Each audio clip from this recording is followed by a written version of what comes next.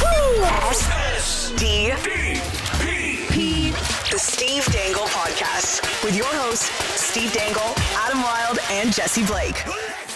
Listen, the Board of Governors meetings are on, so they didn't want to miss any Leaf games because the Board of Governors are all Leaf fans.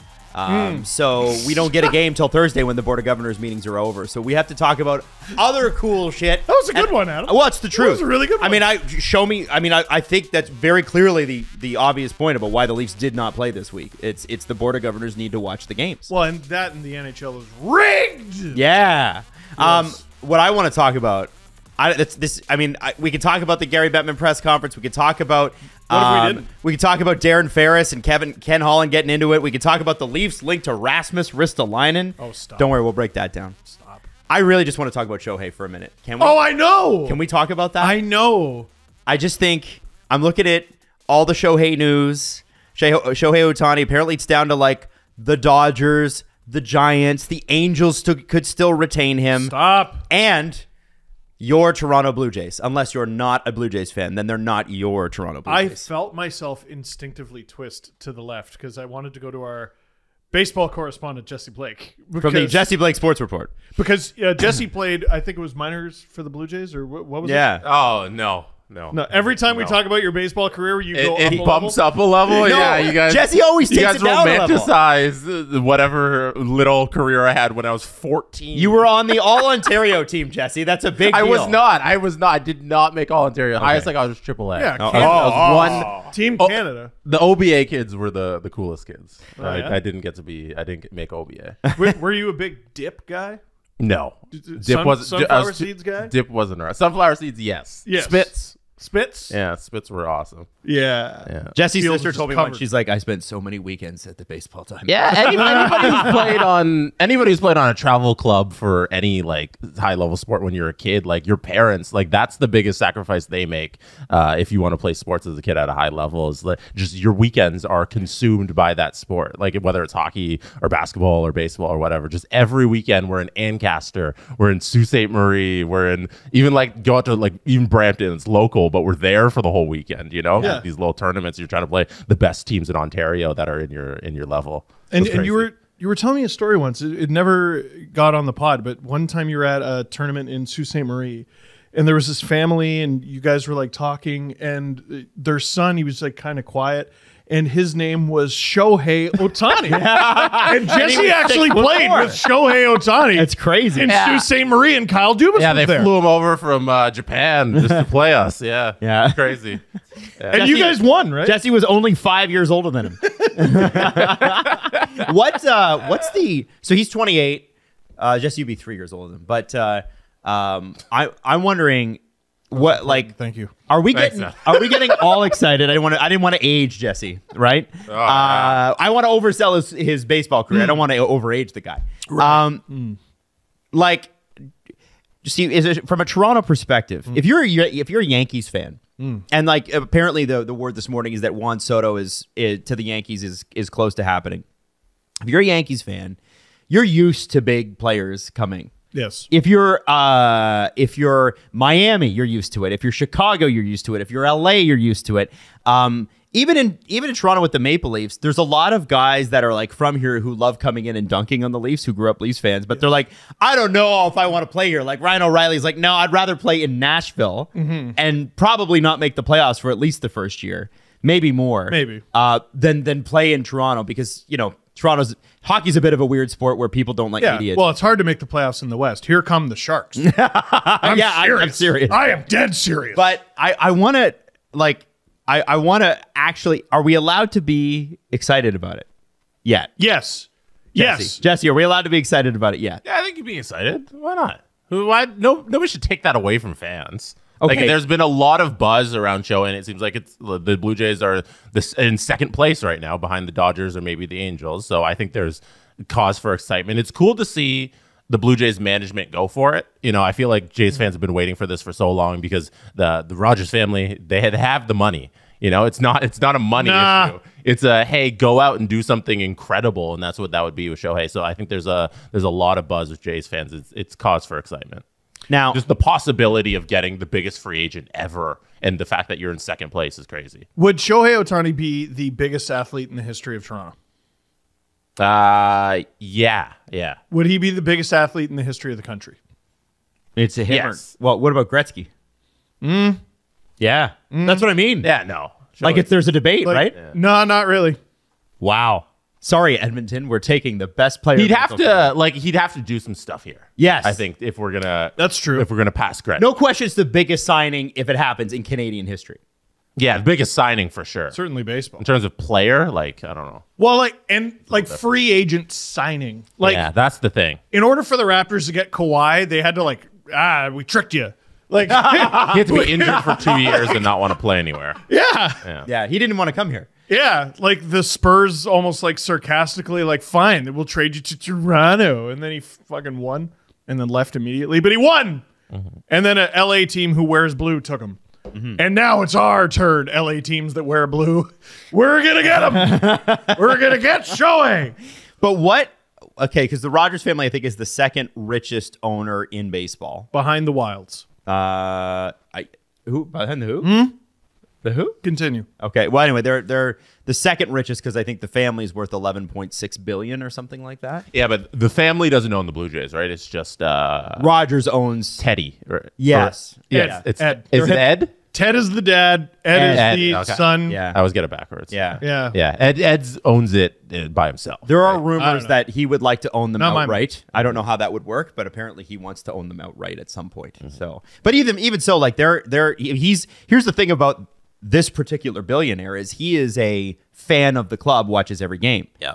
And the money that his company, not him, but his company is putting into renovating the Rogers Center. I think it was $100 million last year. It's something like $300 million this year. They're actually turning it into a baseball field so I never noticed this because I was a Jays fan, but I'd never been to a lot of different parks until I was older. They're moving the seats in the stadium to face home plate. And so when you get along the first base and the third base line, you look out at the outfield. A real baseball park pivots you to home plate because that's where the action is, and then you watch hits go out. I never really thought of it. I didn't think about it either, but that's part of the major, that's a major thing in the renovations. And I guess it's because the stadium was meant to be a multifunctional stadium, and now they're making it more into a baseball park. I don't think Americans realize that essentially one guy owns or co-owns basically every pro sports team in the city. Well, he owns the Blue Jays. Owns 30% of the Marlies, Leafs, TFC, Raptors. Yep. The whole. No, what Argos. Steve said is correct. Yeah. There's no two ways about it. All right, Toronto PWHL team, and is there an Wolfpack? That's why. Oh, the Toronto Wolf. He might own them too. I don't know. That's why the Toronto currently doesn't have a WNBA team because the Rogers didn't want to invest in that. Well, MLSE specifically didn't want to invest in it. And it was Rogers part of the board that held that. Yeah, and because they own the building where they would play, and they have a monopoly on these sports teams. And if they don't want a sports team here, the sports team isn't coming. The odd thing is that there are other billionaires here. Yeah. He's not the only one. He personally does not like Masai Ujiri, which I feel like might not be good. Well, I mean, listen, if you ask Raptors fans, they're a little mixed on Masai Ujiri right now. That's true. But all will be forgiven if Shohei Ohtani comes to the Blue Jays and actually, I just realized something. Mm-hmm. We can't talk about this. Why? Because if you talk about Shohei Ohtani, no, he disappears. So it's like Elf on a Shelf. If you touch him, he loses his magic.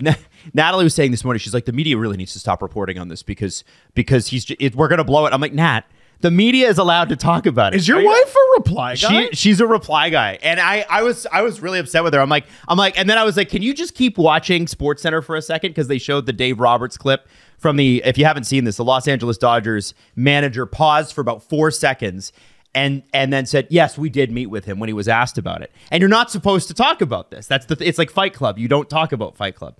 And anyway, everybody's wondering, it's like, his agent already said that he's going to hold it against that team.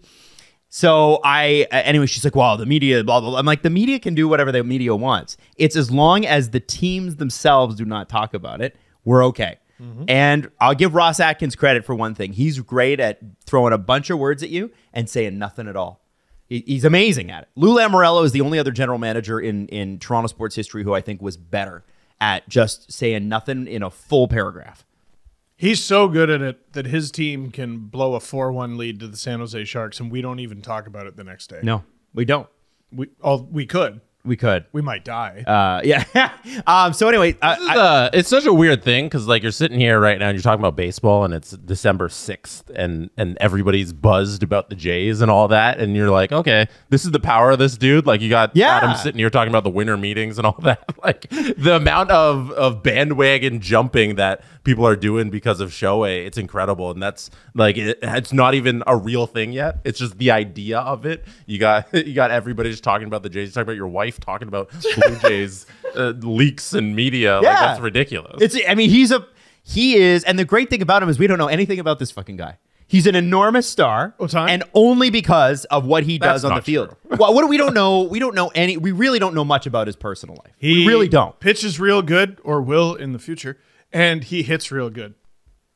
I think that's kind of cool and unique. Yes. Right? Oh, he's the best. He's arguably, I mean, he's got to play a little bit more baseball, but when it's all said and done, he could be called the best baseball player of all time. If he's not already. Dude, he's like I think the there's best an pitcher argument. and the best hitter. That's crazy. That's crazy. Somebody compared him on Twitter yesterday to the Jays having Carlos Delgado and Roy Halladay in one player. And they actually went through the numbers. And he's like, obviously, Shohei's not going to be the same workhorse on the pitching side as Roy Halladay was. Right. But the numbers that Delgado put up in his best season are comparable to what good. Shohei did last year. Yeah. Dude. I'm so excited. It's nuts. I'm excited.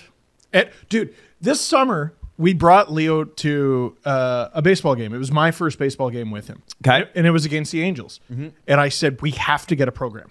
We have to get a program because we never know if we're going to get to see a game with Ohtani again. And I want my son, even though he probably won't remember it, to have evidence that he saw the greatest baseball player who ever lived.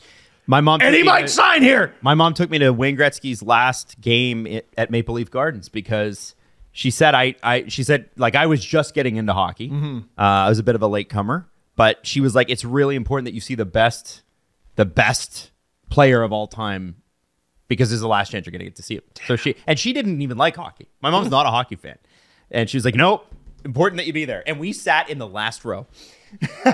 We sat in the last row at Maple Leaf Gardens, semi-obstructed view, right next to the announcer's booth, and it was great. That in the cereal aisle. Yeah, honestly, yeah, like it was like Cereal. It was What it is now. Fucking Loblaw. 100%. Yeah. Anyway, so Galen Weston's house. are you okay? Now let me ask you this: are you guys more inclined to see Shohei? You feel like next summer, if he's in Toronto, he's playing for the Blue Jays, you got to go at least once, right?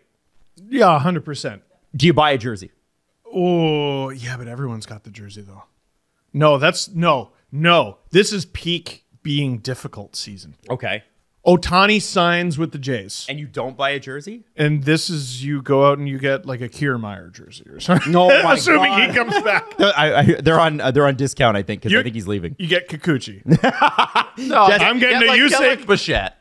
Yeah, who's been here forever and has been amazing. Go get a Bichette jersey. That's Leo's favorite stuffy right now. There you go. Blue Jays teddy bear called Bo Bichette. So be like, I'm an OG, you know? Like I cheer for Bichette. Well, that's a good idea. Be better than the people. I have a Tulowitzki jersey, so that's OG. No, I'll get an Anunoby Blue Jays jersey. That's really No, good. I just like, is it because like instantly, like this is how I thought you guys might respond, because like sports fans are so weird. It's like, yeah, we got the greatest player potentially in the history of the sport. Nah, I'm not gonna buy his jersey. No, like what the fuck is wrong with us? That's so weird. Everybody's gonna buy his jersey. What do you mean? No, I want. That's like going to Taylor Swift and not buying a T-shirt. You I gotta want buy a a Brett T-shirt. Laurie jersey that's so frayed I have to use like an electric razor to go along the edges, to go along Just the pilled. seams. Just pilled. Yeah. Yeah. Why is that? Why are we like that? Because I identify with it. Why are we like that? Damage? Damage? Yeah. Is it that we're worried that we come here, or he comes here, we buy a jersey, and then he's just not the same guy? Who's not buying a jersey? Where are you getting this from? Well, you guys both said you would get like a Bichette jersey. I was joking. No. I didn't sound like a joke to me. Steve said, no, you got to be better. I think like you would get an Ohtani jersey, right? Yeah, totally. Yeah. But like we do, people, I have something to say about you that you maybe don't know about yourself. If you listen to the show, you're broken. Like as a sports fan, like you're damaged. Most people will go to the game and they'll be like, hooray, let's go Blue Jays. And seventh inning stretch. If you listen to sports podcasts regularly, no, you're broken. You're damaged. We're talking to you. The vast majority of people will get an Ohtani jersey and love it. Mm-hmm. You might do it as well, but you'll feel a little dirty for it. Like, I don't think that's true. You'll feel a little dirty for it. Why would they feel Kawhi jerseys exist? You're going to go on eBay and you're going to get a vintage Aaron Loop jersey. You know what's consistently the best-selling jersey? The most popular players. Right. And we have an audience that will be difficult about it. I don't. 100%. I don't think so. Dalton Varsho jerseys flying off the shelf. I think there's some people who will get the like unique player, but I assume the majority of fans who listen to this podcast would buy an Austin Matthews jersey. I got it. Or a Mitch Marner jersey, or a William Nylander jersey. No, because you need to. It's the unique people. There's a select few who will go out and buy. I don't know. The David Kampf jersey. You know, everyone wants to show you why their jersey is unique. You know how many? Okay, so I in Sweden met a bunch of people wearing Nylander jerseys. The 88s didn't point it out to me. The 29s turned their back and showed me with their thumbs. Mm-hmm. The 39s and 62s took it off their back and said, see, I am special. Yes. I am special. My point is those people are not the majority. Yes, they are. No, I know. They're not. I know. Point. I know. The majority are the 88s. No, here's how you wear the an other Ohtani. Ones are unique because they're unique. Here's how you wear an Ohtani jersey to a Jays Silly game conversation. while letting people know that you're like a better sports fan than them. Mm-hmm. What was his team in Japan? That's the jersey you wear. Or even a Shohei World Baseball Classic jersey. It's like I have I have one. I have a St. Petersburg Tarasenko jersey. Yeah, that means you're better. Okay. Jesse, what do you have? I have a World Baseball Classic Canada jersey. Do you really? Yeah, there's no name on the back, though. It's from the original World Baseball Classic. I forget where I got it from. Those are when the jerseys was good. The last World Baseball Classic jerseys were pretty pathetic. I remember everybody was upset about because the lettering was super small and like it looked a bit like ironed on. You know? It didn't look stitched on. You need to let everyone know you're better. You got to get Blake on the back, number 69, and get a C from a hockey jersey and put it on the... No, man. Yeah, Jesse is totally against putting his own name on a jersey. Oh, yeah. No, these are... they were tough. These are rough jerseys. Those are so ugly. If you're listening to this, just Google Canada World Baseball Classic jerseys. The 2023 edition is bad. Freddie Freeman should have been like, why did I pick this country? It looks like... everything except a baseball jersey. Like, I could see this being a cricket uniform. I could see this being a golf shirt. Oh, my God. So Under Armour, what's your excuse here, guys? We're going to talk. Like, Canada's not even lined up properly. Look at that. No, they messed that up. They've had good jerseys in the past, too. That's what bothers me. Why does it look like Canada? Also, I look at that N, and it's over the seam, so I'm wondering, like, does the N Velcro down? Do you see what I'm saying? Mm-hmm. Like, how does that N stay there? How does it not bend? I didn't think I had OCD, but like this is. Isn't that interesting? I'm angry, right? I'm angry looking at this. It's just, and it's like between your nips. Like it's not even in the right. Like I don't know. It should be closer to the chest. What? Sorry. Oh, Steve's trying to do a thing with the 4-box. It was clever. Oh, okay, all right. The 4-box. Okay. There you go. This is bad. Okay, I see what he's doing. I only look. What?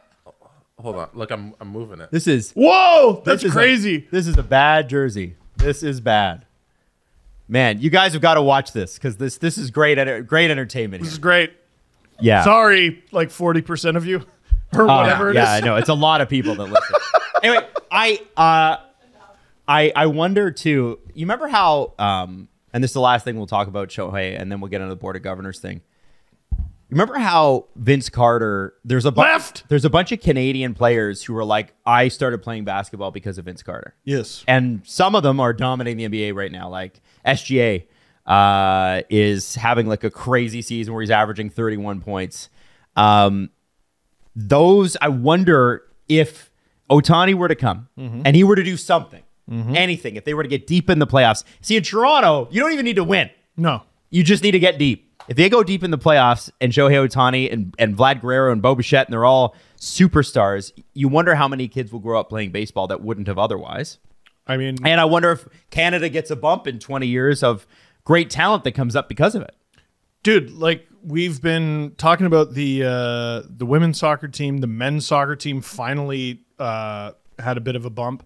The Raptors championship, the TFC championship. Yeah, that was big. I enjoyed that. I mean, even the Blue Jays with a modicum of success on like the North American level, but like in Canada, we got the Sens almost made the final.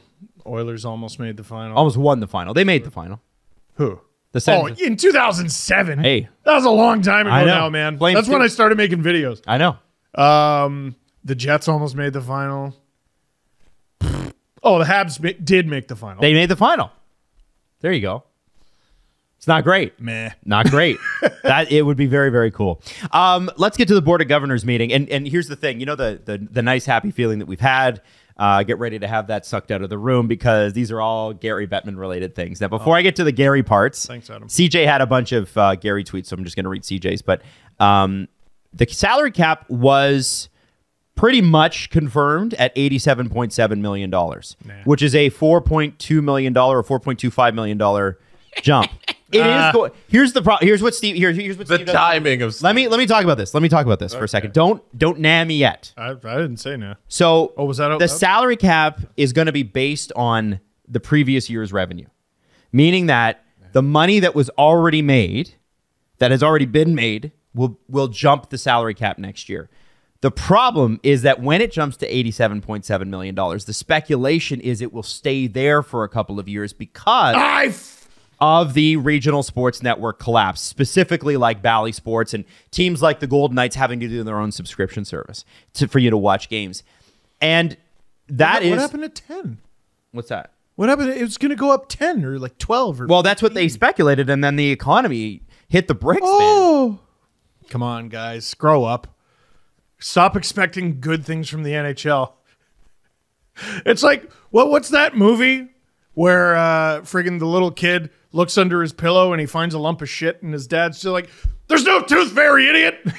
That's me with the NHL. Well, it will be a jump this year, but it does call into question some of the contracts that teams have already signed. Mm-hmm. You know, I mean, obviously I think the Leafs made the right call in re-signing Austin Matthews. I think there's very, very little criticism there. But it does make you wonder, okay, not William Nylander specifically, but the players who are making the $7 to $9 million deals that over the long term are good, but if they are not, like, you look at Jack Hughes making $8.5, $9 million. Didn't Darlene just sign for 10.5? I don't even know. Has that been signed yet? Yes. Yeah. I'm wondering. There were so many false alarms. I'm wondering. Yeah, Darlene. I lost track. Yeah. I'm wondering what this will do for free agency this year. Obviously, people are going to spend like wild people. But then I think next year at this time, when you got a team that's supposed to be good struggling out of the gate, whoever they are, because it always happens, we're going to be locked into a hard cap again, and we're going to be facing the exact same problem with a very uncertain future about the cap going up in 2025. And it was 11, by the way, on Darlene. 11 million. Ooh, even better. Yep. I think he's worth it. I'm not worried about Darlene. It's going to go up. It's always the middling guys. I'm not worried about that. It was like for the Leafs, like, is it their top end players causing them trouble? Not really. It's, it was John Klingberg making $4 million that held them back from doing other things. Those are the contracts you got to watch out for. I'm disappointed about the fact that the cap likely won't go up much more after this year. But I do feel validated. I'm tired of This is speculation, by the way. Yeah, this is like you don't get to feel validated. The reality Yeah, I we're do. sitting in right now is that the cap is going up to the maximum amount it can go up, which is very good news. No. Yeah. And the NHL revenues are up $200 million. This is how they get you. And the This is how revenues, they get you. the revenues are so high that they are openly talking about how expensive it was to book the Sphere for this draft. This is how they get you. I think They're how they get bragging you, about the everybody. money they spent. When do you ever hear owners do that? Never. Literally. It's usually cut, you know? So it's a good economic situation for the NHL currently as we sit today. you also have to I look hope at. so. I think you also have to look at the economy in the States versus the economy in Canada. In the States, so Canadians, our government won't call it a recession because that's really bad for politics. But They by probably should. by all measures, it's a recession, except for a little bit of funny math. In the States, their economy is recovering much quicker, and that's because it's a far more diversified economy. There's more people. It's a bigger market, obviously. And by the way, when they go up, so do we. So that's good for us. We're just a little bit behind them. So we we are in smaller? for a little bit more pain than they are, I Aren't think. we smaller than California We're as a country? Roughly the same size about the same Yeah. size. in terms of population. And the California economy, I think, is bigger than Canada's. Okay. Well, there you go. But I think the point I'm trying to make here is that I'm not ready to jump on the cap's going to stay flat the next year. I'm ready for it not to go up $4 million again. I'm ready for it to go up 2. But I do think what's going to be really interesting over the next 6 months is the NHL figuring out a business plan for the distribution of its product. And the reason I say that is if the revenues don't go up, it's squarely on NHL head office. You can't blame this on Bally Sports. It's your product. If Bally Sports can't deliver on its agreement, and I don't want to single out just Bally. There's great people that work there, but the business model is going out of date. Everybody wants regional rights to go away so blackouts don't exist, frankly. So it's up to these men in their 70s to figure out the internet age and how to distribute their content properly. And by the way, the NBA is facing the same problem too. They are having to look at things and go, okay, how are we, like, you've got the Phoenix Suns putting out over-the-air antennas to people in their jurisdiction just so they can watch Suns games. I want to know from the NHL what their plan is to distribute these rights properly. Because if I was in the NHLPA and if the NHLPA actually had teeth, which it doesn't, I would be asking, okay, so I understand that we've got a regional sports issue. What are you going to do about it? Because guess whose job it is? It's your job. Yep. It's your job. It's your job to figure this out. And I've seen nothing concrete, and I've never even heard a question about it. That's the part that bothers me is I would love to go there and ask them about that and go, what are you going to do about the regional rights? It's not about what Bally can do. Bally's business model and the regional sports business model is not working anymore and probably won't be here in 10 years. So what are we going to do now? The NBA or certain NBA teams almost seemed like excited at the prospect of doing it on their own. Of course. Like who was it? Was it the because they Utah get their Jazz rights or the Phoenix Suns who sent out all the antennas? the antenna, or sorry, Suns. Yeah. I'm sure the Jazz are doing something too, but I don't know. Yeah, they're trying to steal an NHL team is what they're trying. Yeah, they're trying to do that too. Yeah. And I've got some information on that. I just think this is where the NHLPA needs to step up and go, listen, you've held us to this deal, this collective bargaining agreement that we both went to. What are you serving this business that we are partners in? Because that's how the union and the NHL are looked at, right? They're looked at business partners. Are you serving this partnership well? Are you doing your fiduciary duty? Good word. And, well, that's what it's called. I know. Are you doing right by your business partners in this particular deal? And I haven't seen them move their ass. And I'm curious about that because these are all rich people who like making money. I'm really curious as to why there hasn't been a more active approach from the NHL on this one. I think we're at this weird stage. Every conversation I have about this business, media in general, especially since, we joined this company full time, is no one really knows what's going on. Mm-hmm. There are a lot of questions out there. We're at this really strange transitional time where remember how difficult it was just to be heard as a blogger, for example, To be taken seriously. or as a podcast, just to be taken seriously. It was seen as the stupid, goofy hobby. And it's been obvious to us for a number of years that podcasts and shows in the digital space do comparable, if not bigger numbers than traditional media. Well, there's no question about it now, especially in Toronto. There's zero Podcasts question. like this, we do bigger numbers than the radio stations. Yes. End of story. End of story. And some of the professional sports games. Yes. Yeah. Yes. We do 3 shows a week that could fill Scotiabank Arena 4 times over. Mm-hmm. It's crazy. And people are starting to... A lot of the traditional media is going away, but they're not going to go away all at once. Mm-hmm. And a lot of the digital media is pushing their way into the door, but they're not going to let them in all at once. And they're also not going to let them trickle in, is what I've been told. And people really don't like these regional blackouts, but that's kind of a deeply ingrained piece of traditional media. And well, then some new form of media is going to come in, like an Amazon or whatever, but they're not there yet. And I think the reason we don't have any answers, Adam, is they don't have them either. I think we're at this really interesting point in media, at least in North America. I can't speak for Europe or the rest of the world, but where they're trying to figure this shit out because they have no idea what the next move is. Everyone's just sitting on their hands and waiting to see what happens. I've always felt that the answer is pretty easy.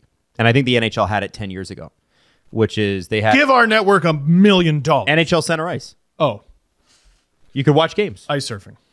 No, not ice surfing. NHL Center Ice. No, I think it should be ice surfing. Where you could just have a subscription, watch game. Shouldn't that be it? I don't understand. And it's funny because the people have been talking about for years how the subscription model has to change and it can't be whatever. And we're seeing Disney Plus falter a little bit or is it? Yeah, it's Disney Plus. Yeah.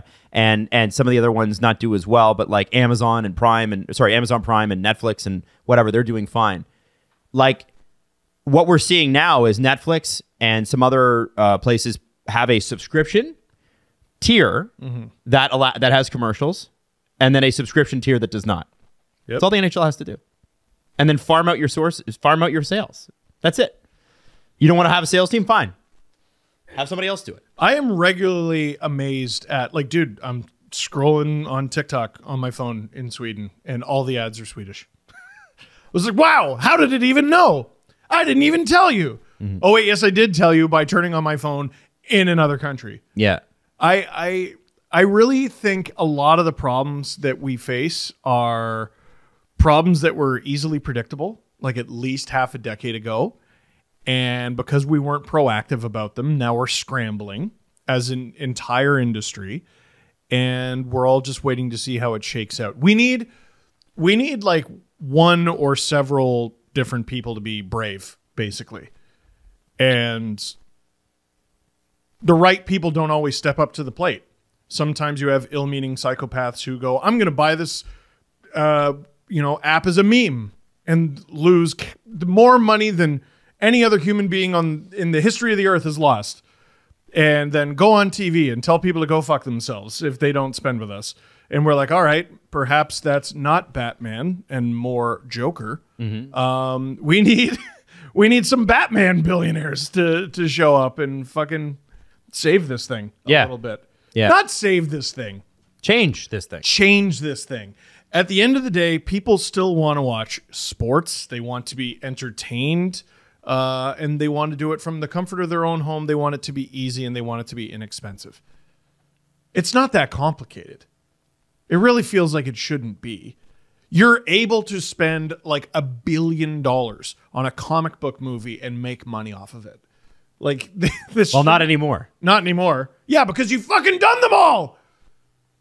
Everything's a remake. But live sports, there's something beautiful about it because it's new every time. Mm-hmm. You know how many ways or how many times I've been I've said all there is to say about the Leafs, and then they lose to one of their own employees? I'm routinely amazed. There's nothing interesting to talk about. It's November, it's December, and then the Coyotes come out of nowhere and do something no team has done since like the Second World War. And that's beat every previous Stanley Cup champion. The last 5. That's crazy. It's beautiful. And I just want us to enter the next millennium with this thing. Hey, and this episode is brought to you by BetterHelp. We've talked about our mental health often on this show. And you know what, frankly, over the last few years, there's been a lot of reasons to.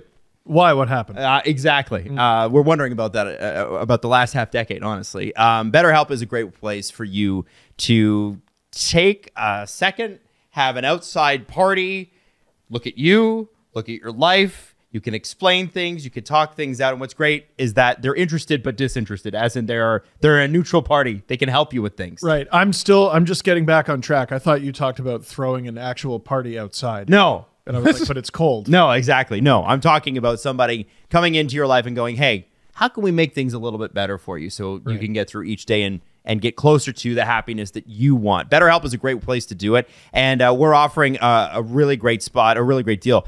Visit BetterHelp.com/STP today to get 10% off your first month. Find your bright spot this season with BetterHelp. That's BetterHelp, HELP.com/STP. Hey, I just want to shout out the Tim Hortons Western Canada Pond Hockey Championship. Stephen Burness reached out to us. He's the events leader for the city of Chestermere in Alberta, a beautiful place to visit and live. This is from December 27th to 29th. Chestermere has hosted the Pond Hockey Championship annually for 6 years. Tons and tons of people go, 15,000 attendees per day. What are the dates? December 27, 28, 29. Those are the perfect dates for ODR. It's because December's like that good temperature where you can do things outside. Yes. January through March, it's too cold, and then the snow's like just the fluttering, like it's in a movie. Yeah, perfect dates for this. Also, Alberta cold is different than here cold because there's no humidity in the air, so the cold doesn't feel as bad or as wet. Like the snow it doesn't stick to your clothes in the same way. It's really weird, but it's different. They started with 2 rinks. And like 100, and then by the third year they were at 4 rinks at 100 kids. This year, 14 rinks, 1,000 players, and like I said, 17,000 people a day. It's a huge community event. So it also supports a lot of community foundations like the local food bank, the Chestermere Women's Crisis Society. So it is for primarily minor hockey kids. So if you're going there expecting to have a few beers and light people up, it's for the kids. They are partnering with ODR Hockey Heroes, by the way, for the event. But Google it, Tim Hortons Western Canada Pond Hockey Championship. Gary Bettman said the construction hasn't begun on the arena needed for the 2026 Winter Olympics in Milan. He calls it a matter of some concern. Yeah. Now, here's what I don't want. First off, everybody was dunking on the Coyotes arena situation. Me. And I get it. I totally get it. If you've paid attention to Olympic construction over the last few Olympics, you'll know that most of them are not finished until like the week before. It sounds like he's angling to not go. Oh, he doesn't want to go. They presented 3 different issues about how like if we don't solve these things, then how are we going to go? And I think it was the insurance, the facilities, and the lodging. Those are the 3. And to start the conversation with a list of issues you got with the Olympics, you don't want to go. It's the only thing he's specific about. Do you notice that? Yeah. Yes. No, that's such a great point because you go through that whole press conference, and when did Gary sit up and be the most passionate? When he gets to talk about not sending the players to the Olympics. It's so bullshit. Am I maybe looking at this the wrong way? In the NHL's defense, which I'll never do, I'm sure the International Olympic Committee is not the easiest to work with. No, I can't imagine. No, or the most honest, or the best business partners, etc. But when Gary starts talking about things like lodging, I'm like, isn't that an NHLPA issue? No, it's a joint issue between the two. And frankly, that's all of them. We've had that issue in Russia. We had that issue, I believe, in Japan. I think we had that issue in South Korea. where these things were not done close to, and they get it done because construction always runs over time. It always runs over budget. That's why people don't want the Olympics in their city, because it's a fucking nightmare in terms of cost. Weren't journalists complaining about like their hotel room had like leaks? Oh yeah, or like the faucet fell off. By the way, this isn't new. This happens every Olympics. Yeah. Maybe not Nagano. Maybe I'm wrong about Nagano, but I meant not Nagano. I mean Sochi, wasn't it? Sochi for sure. Do you remember when the Olympics were in Rio? Yes. And yes, I do. You know what's weird? No. When was that? 2016, 15? 2000, no. I forget. Around that. 2016? It was also a crazy soccer stadium. 2016. It was when Team USA had all the big guys. Like LeBron went down there and Wade and all of them. And you know what the Team USA basketball did? The women's and the men's side. They stayed on a cruise ship. They stayed on a yacht. They bought the biggest fucking yacht in the world and they docked it next to the Olympics and they stayed there. And because they said these athletes are too important. We're not staying in your dinky Olympic village that you built, you know, because I remember the conditions in Brazil, like they weren't up to standard. They eventually got them there, but like going into it, there was these same issues of the lodging isn't done. Everything's not done. The last minute, they got it all done. But Team USA with their big international stars said, we're not dealing with this. We're buying a cruise ship and docking it. And the NHL never seems to just do the thing where it's like forward thinking. You know, it's like, let's just solve this issue. Just buy a yacht. Let's just get it done for it so we can do the end goal, which is have these players go play in the Olympics. And think about how badass that would be. You got like Team Canada staying in a what would they do in put them up in a fucking hotel or something. Who cares? I don't care where they stay as long as they're happy. Buy the hotel. Like, it's Milan. Is there I'm sure there's somewhere to stay in the entire country. I don't know. Is Italy known for its tourism? Jeez. Yes. Like, these are fake problems, Gary. You can solve these issues. You can't solve the arena being built yourself, but it's gonna be built. They're not gonna not build the rink. That's my point. That's why it's such a stupid problem. Like, you show up and you're like, hey, there's no rink, and they go, oh, we forgot. Oh shit. We forgot to put the ice down, you guys. Oh no. This is the thing, but this happens every Olympics. So this is but what the problem it presents for the PA is this is really going to be a test of whether or not the PA has got any bite. And I suspect that they'll back down on this one.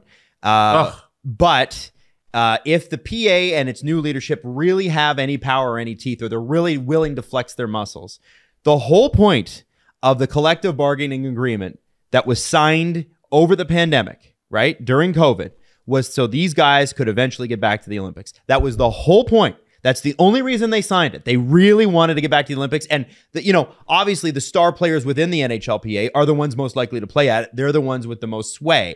So if Marty Walsh is going to really take this PA thing and be a powerhouse again, they gotta get there. And it seems like, and this is a very Gary Bettman thing. It's just a negotiation ploy. It's a negotiation ploy. He's already coming up with excuses why they can't do it, and he's going to try to extract something else out of the PA. If they don't go, this could be a turning point for the NHLPA because to me, no, I don't think so. I think this could be a turning point because the star players would be so pissed that they might actually get involved. Wow, that's crazy. Well, because we've done this before. Every team's representative and then like vice representative or whatever. I would love to go through it and see how many of ththose guys have even a snowball's chance in hell of making their Olympic teams. A few of them do. The very, very few. I don't think I'm going to be. Watch this. I'm going to be an optimist here. I don't think they're actually in danger of not going to the Olympics. Okay, but Gary is definitely using this as a negotiation ploy, like you said, to extract something. If you want to go bad, and we know you do, here's what you need to give us. Because right now, we got some concerns. Mm-hmm. We don't know. I don't think we're going to be able to do it. They'll have to cave on something, but I think they'll eventually go. I hated the way Bill Daly in particular phrased. Spoke. Looked into a camera, appeared in front of a camera, has a job with the NHL. Oh, sorry. Did you say something? Or sorry, what was it? Specifically this time, I hated the way he phrased the concerns, because he spoke about it, because when they're talking about which one was the arena in particular, it not being built because they want it to be built like a year in advance, and they're saying, oh, it's not going to be done. It just won't be. They said they're already late, and I think that's something the players are going to be really concerned about. And you don't give a shit. Stop. They were talking about these issues, and his quotes, he's saying this is what the players are going to be complaining about. What happens when the players come out and they go, no, we're not? And then no, we're not. And then CJ in his reporting in The Athletic, he said they talked to the NHLPA, and the NHLPA headquarters is more positive as far as things are getting figured out. But even from the players' union, there's no denying there's issues above by the league. Like there's issues, but the NHLPA is speaking positively about them because they're not real issues, because there's 2 years till the Olympics, 2026. Yes. Why? They can solve these they're things. expecting the Coyotes to build an arena in less time than that. You know what? I don't know why this is like, are we kidding? And here's the other question I have. And again, why does nobody ask this? There's a hockey team in Milan. No. A professional League One Italian team in Milan, which currently plays in Stadio del Gaccio Agora. Wow, that was quite nice. Let's break some wind. Capacity of 4,000, similar to Mullet Arena. So if you have, and I'm actually not trying to dunk on the Coyotes on this one. You have an NHL team playing in a capacity of about 4,000. It's not enough. Is the Olympics? So if the hockey arena, if they never lay a brick, you still have an NHL-sized arena in Milan. An NHL-sized? No, you don't. But you do. No, we don't consider the Coyotes. The NHL considers. We don't consider Mullet Arena an NHL size. Coyotes fans, I made a lot of you upset yesterday. What Adam is saying, not even cheekily, is just the objective truth. It's an NHL-sized arena right now because it's in the NHL. Like, tell me it's not. It's if dunking on your team is saying the literal truth, you have a problem. For example, the Leafs haven't made it to the Stanley Cup Final since 1967. That is both the literal truth and a dunk. They don't play in a building. Mm-hmm. Yeah. I saw someone go, oh man, I've been to Scotiabank and I've been to Mullet Arena, and Mullet had a better atmosphere. That's great. But what Scotiabank Arena does have the ability to do is be in a National Hockey League, be in the best hockey league in the world for a sustained period of time. You got me going, Adam. You got me going. Remember, and we're not even talking about this. We're talking about the Olympics. Also remember, too, that, going back to the salary cap thing, one of the drags on the salary cap that was reported by TSN is the Coyotes arena situation. They are not able to contribute money to the pot, and it's dragging down hockey-related revenue. And I've been saying that for years. No one's talking about that either. It's if you are playing in an arena that is a quarter the size of everybody else's arena, you are not going to be able. You're going to take more money. It's less than that. 100%. So again, the PA should look at this and go, guys, hockey-related revenue. Yep. They can't. It's not even possible for them to make a profit and to add to this. Here, I'll make it abundantly clear. The Arizona Coyotes as a hockey team, I love in the cockles of my heart. The Arizona Coyotes as a franchise can burn in hell for what they've done. And so what makes the comments on the arena in Milan disingenuous, and what Gary's doing, what makes it disingenuous is the fact that there is an arena in North America that an NHL team is playing in that is the exact same size as the arena that pre-exists in Milan. Why does it have to be 10,000? Why does it have to be 20,000? Well, the whole point of going is to have a best-on-best tournament in front of the entire world, not in front of a tiny pocket of people in a less than junior hockey-sized arena. 1,000%, and I agree with you on that. Yeah, but I'm just suggesting that, that's not a stumbling block. Adam, if the NHL was committed to this, they'd be saying, well, listen, there is an arena there. We're concerned that the arena hasn't even been built yet, but there is an arena there, and no matter what, we're going to play hockey in Milan, and it's going to be great, and it'll be televised and amazing. It sounds like a great location for a practice rink.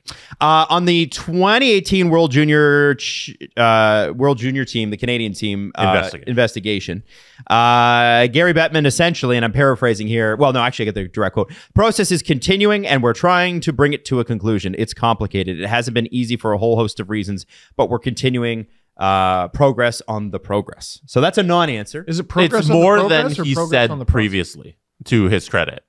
Saying that they're trying to bring it to a conclusion is actually more information than he's given previously, because he used to just say, I don't know. It's an ongoing investigation. Like, you got to ask me about it when it's on my desk or whatever he'd like to say. But now he's saying that it's a difficult process and they're trying to bring it to a conclusion is actual information. Like, this is an enormous... I mean, it's a headache because literally every time he sits in front of a microphone, someone asks him about it because they're doing their job.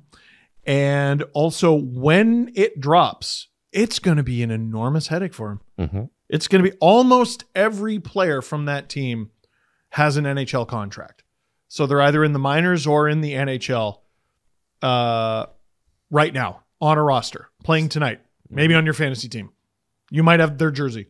Like... Yeah. And it's going to be a really, really, really big issue. When? And I have absolutely no idea. it's not a hockey issue. You know, it's not an NHL specific issue. It is a legal investigation that involves the London police. So Yes. there's a lot of things they got to do here. Yeah. But like from his perspective, Oh yeah. like his day-to-day job, it is a legal issue, but it'll become a hockey issue really fast. Yeah, no, it's both. Yes. I've heard yes. from people though that, and again, this is just hearsay, that this is an unprecedentedly, it's unprecedented how long this is. Now, I have also heard from other people that part of why this is so complicated and long is because we've got an underfunded jurisdiction that has a backup of other cases that they have to get through first. So what happens is you've got like, they did their initial investigation, right? Found nothing. Shocking. How did they find nothing? It's crazy. And then when they restart the investigation, it's not like it jumps to the front of the line. Mm-hmm. They get other stuff done. Oh, we got a to-do list here before we can even get to you. And that's probably what the holdup is. And so that's, I mean, I think in the States it might be a little bit different. I don't know enough about policing, but I think on a high-profile case, usually they get snapped to and get it done. Whereas in Canada, it's like, no, you'll wait your turn. And I don't know. I don't care what philosophy you are, which is right and which is wrong. We did hear rumors this summer that certain teams were preparing for a publicity nightmare, and nothing ever happened. So I know, I believe they're close, and I'm just curious about is what they're doing right now because they're going to stage manage this. The NHL will stage manage this. Hockey Canada will stage manage this. The London Police will stage manage this. All three of them look really bad right now. Hockey Canada, obvious. NHL, well, these players weren't in the NHL then, but they are now. So that's obvious. Why does this look bad for the London Police? It looks bad because you investigated it after it happened. It does make the previous investigation look laughably negligent. So if they come in and they drop a whole, well, we found so much stuff. If they come in and they drop that, how does that make them look politically? Oh, yeah. So that's a force here too. I'm curious about that one. I don't know. But it's listen, if they come in and they've uncovered the whole thing and we find out all the details, which I don't think we will. I think there'll be a lot of NDAs. I think it's going to be people are going to have rightful questions about what happened in 2018 and what's different now 5 years later. Do you think it's possible they don't actually release the names? They just simply... Yes, I do think those players just stop playing? If there are no criminal charges, the names will not be released. That's my... Oh, well, yeah, no. If there's no criminal charges, yeah, we'll never know. But if there are charges... You can't block that, I don't think. I don't know. I don't think you can. I have no idea, man. This is there's a reason why Rick Westhead has spearheaded all this. Like, this is above most people in hockey's pay grade. The last thing is Darren Dreger reported that the Coyotes are getting very close to finalize. They're in the midst of finalizing a piece of land in the Phoenix area to build an arena. Let's go! They're going to announce the project next month. Okay. So they're kicking off the new year with a big announcement. And Great! I'm ready to hear that. Good for them! I'm good for that. Hooray! And the question will be, and this is what I think we need to do, is who are you betting on to finish their arena first? Milan or Phoenix? Well, when's the Milan Olympics? 26. They anticipate the Milan arena is going to be done the back half, Q3 of 2025. So I'm going to say Milan. 18-month build? Yeah. Milan. Yeah, I think Milan beats the Coyotes. Yeah. And I actually believe them on this one. I no, believe the Coyotes completely on this one. I do too. And they haven't even said anything. Listen, there's going to be a lot of victory laps and dancing and whatever when they finally get in there. And I'll stand by it. You know, I get to dunk on that franchise's shitty, very shitty burden of a situation, as long as it's the truth. They are a drag on the league right now. And when they're no longer a drag on the league, I'll be right there celebrating with you. There you go. I want it to be a better league. Guys, what happens when the Toronto Maple Leafs are reported to be interested in a player? A lot of people go, ooh, and people lose their minds positively and negatively. What's it do for media organizations? Oh, it's spicy meatball. Yeah. Yeah, Get it's those clicks. dinner time. So when the name Rasmus Ristolainen, the Toronto Maple Leafs, came up yesterday, and what was hilarious is that Rasmus Ristolainen and Sean Walker, who's having a crazy good year in Philadelphia, and the Flyers are right outside of the playoffs right now. You should look them up. It's kind of good for them. It's very John Tortorella, blood from a stone. Rasmus Ristolainen, the quote associated with it was that the Leafs would be interested in him, especially in the playoffs, for his play in the playoffs.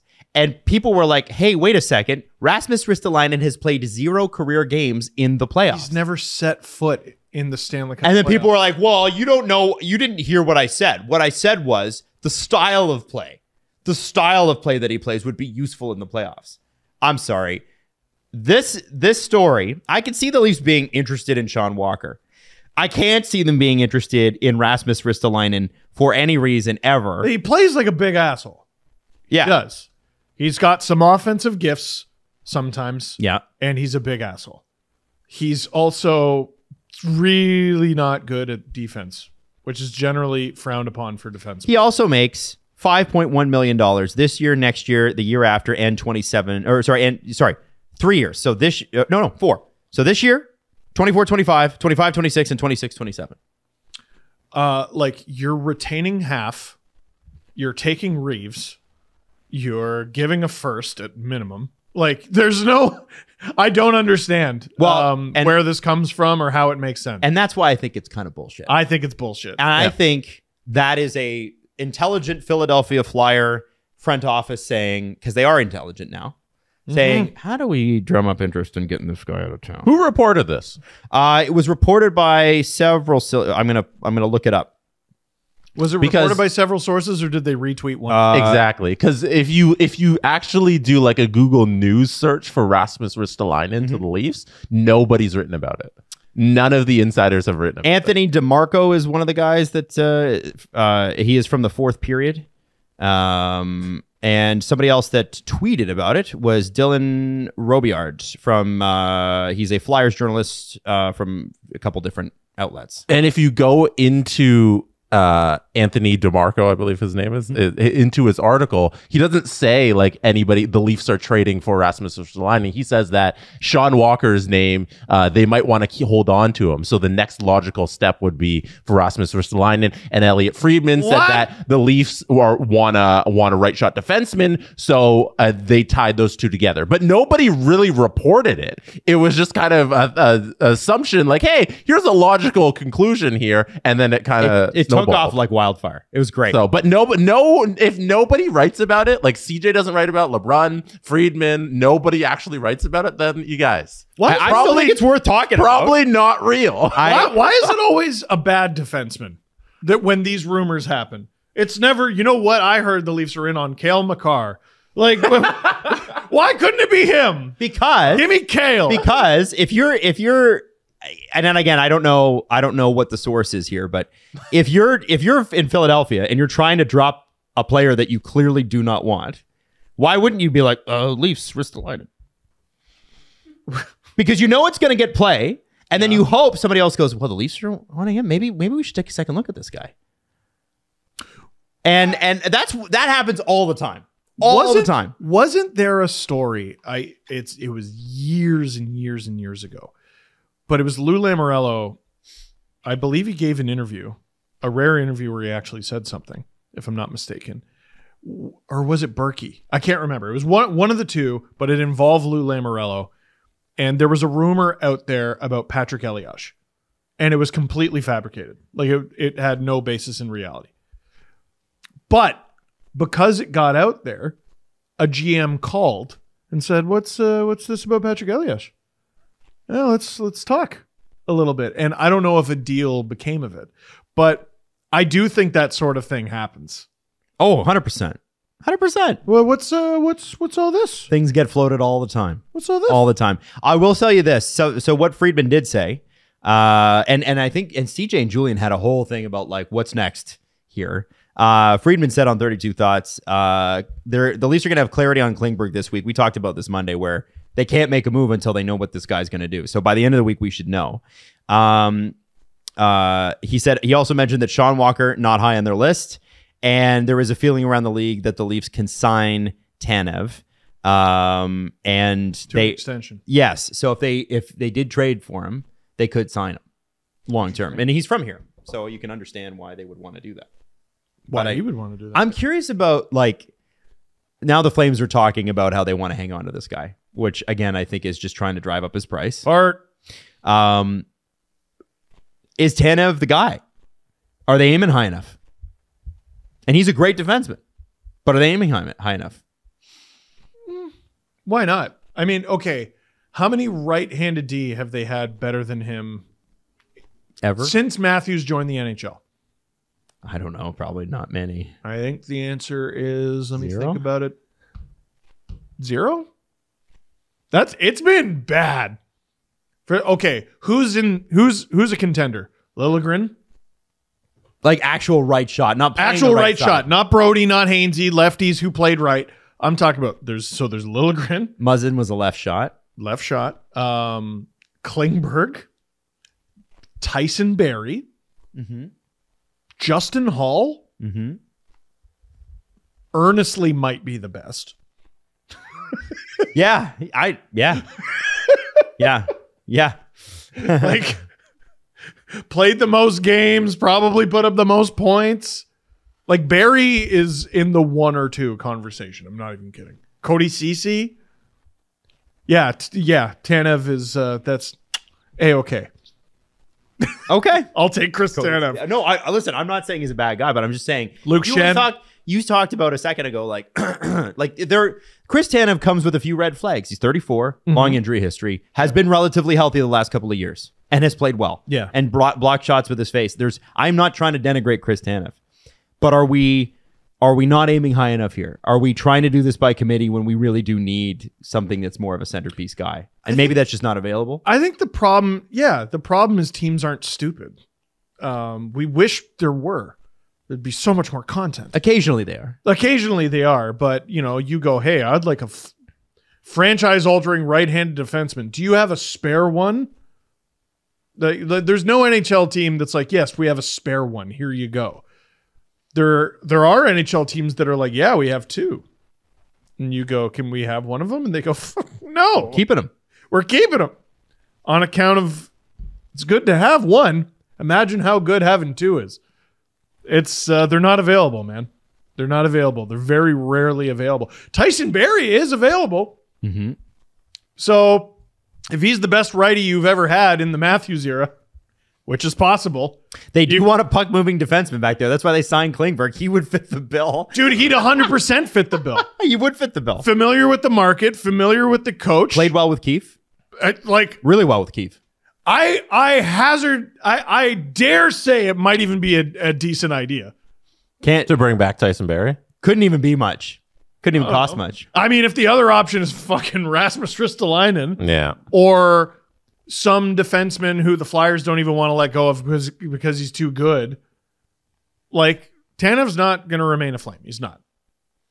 So what are we They're doing? trying is the latest word. They're allegedly. And why Yeah. would he want? I'm just trying to figure out why he'd want to. All right. I don't, other than Calgary's a great city, but I'm talking about like, where's the franchise going while he's still able to play really good minutes? But I think for them right now, it's you probably hold on to him till the trade deadline. Yes. Like there's no reason to make this move in December with Tanev. No, not to make immediately. Yeah. No, but it's like the the other defenseman who just got traded. Zadorov trade. Like that was more immediate with the other teams, like Vancouver making cap space right now so they can do this deal. And there's a whole bunch of options there. And he wants out and he's bad in the locker room and all this stuff. Like there was an immediacy to it that usually doesn't happen. But with Tanev, like we could be sitting here in February and be like, okay, where's Tanev going? Now, I hope we are. I do think there's a connection here with, do you have Philip Broberg on there, Adam? I do. That's the next one. Yeah, I think there's a connection. Why? Because I think that's a player who wants out of Edmonton, shoots right, plays D. And Edmonton loves former Leafs. They love former Leafs. But I think the connection there is the agent is like, all right, I'm going to make a big fuss about my player wanting to get out of here because the market is hot for right-handed D right now. So if anybody, if you haven't caught this, Ken Holland and Darren Ferris's next meeting, to be a fly on the wall for that would be fabulous. Ken Holland says he has not granted permission for Darren Ferris to shop for a Broberg trade. The quote, I have not granted permission for Darren to shop Broberg. The Ferris response is, this matter reflects both my and my client's frustration with the Oilers. I'm actively collaborating with Ken to address and resolve the issue privately. It came out yesterday. Daniel Nugent-Bowman, Ryan Rishaug, a few other reporters. Yeah, this is one, unlike the Rasmus Ristolainen one, where if you're not on Twitter, you probably didn't know Rasmus Ristolainen was going anywhere. This is one that actually exists. Blew up. Yeah. And Darren Ferris basically gave everybody in the media the impression that Broberg, they were actively able to search for a trade. A lot of times, as we've learned through Allen, the agent is the one that facilitates the initial trade. Now, Darren Ferris is the worst for this. Holland said, I didn't do that. He is the worst for this because, Adam, how are the Oilers doing right now? Really good. Yeah. Really good. Well, they're not playing. And here he is. Yeah, but they've won, 4 straight? Yeah. They're doing really well. When we got that diatribe from him about Mitch Marner and his next contract years ago, I'll never let this go. It's true forever. When we got that diatribe from Darren Ferris about Mitch Marner, it was on the day Matthews signed his extension. Yeah. This guy loves shitting on a parade. Well, I wondered too, because I was reading a little bit about it this morning, and essentially they had sent the assistant coach over. I don't even know if the assistant coach is still employed, but they sent the assistant coach over to Broberg's home. They went over video footage, they did some coaching and stuff, and got him ready to play with Matthias Ekholm because it was supposed to be Nurse Bouchard, Ekholm, Broberg. That was what they were going with. And then Ekholm loses the entire preseason and a good chunk and is like injured. And then they start and get blown out twice by Vancouver in the first 2 games. Right. And then Broberg's played 7 games since. And so they switched the lines back up because obviously Nurse and Bouchard were not playing great at that time. No. And now they're winning and he's not playing. So Ferris needs to kind of do something here. This is a former first-round pick from 2019, a guy that, again, I wonder... 2018. I thought he's 19. I thought it was 18. Okay, well, comes into a COVID problem in his formative years. Oh, yeah. And there are lots of players that are faced with this right now, as we saw with Lassie Thompson in Ottawa, who was dropped and then claimed again, and then dropped and then claimed again. I'm curious about this player. I don't know what kind of value he has. I think anybody who is underperforming from the 2018 or 2019 draft year, I don't think they've got a ton of value because they are projects, because they didn't play the hockey that they needed to play, and teams know that. I'm not sure, and then Edmonton, for their part, and it was interesting because Darren Ferris leaked this whole thing to the media and said, well, here's what Evans is looking for. They're not looking for draft capital. They're looking for a player back. What kind of player are you going to get back for a player that's played 9 games? Another project, I guess.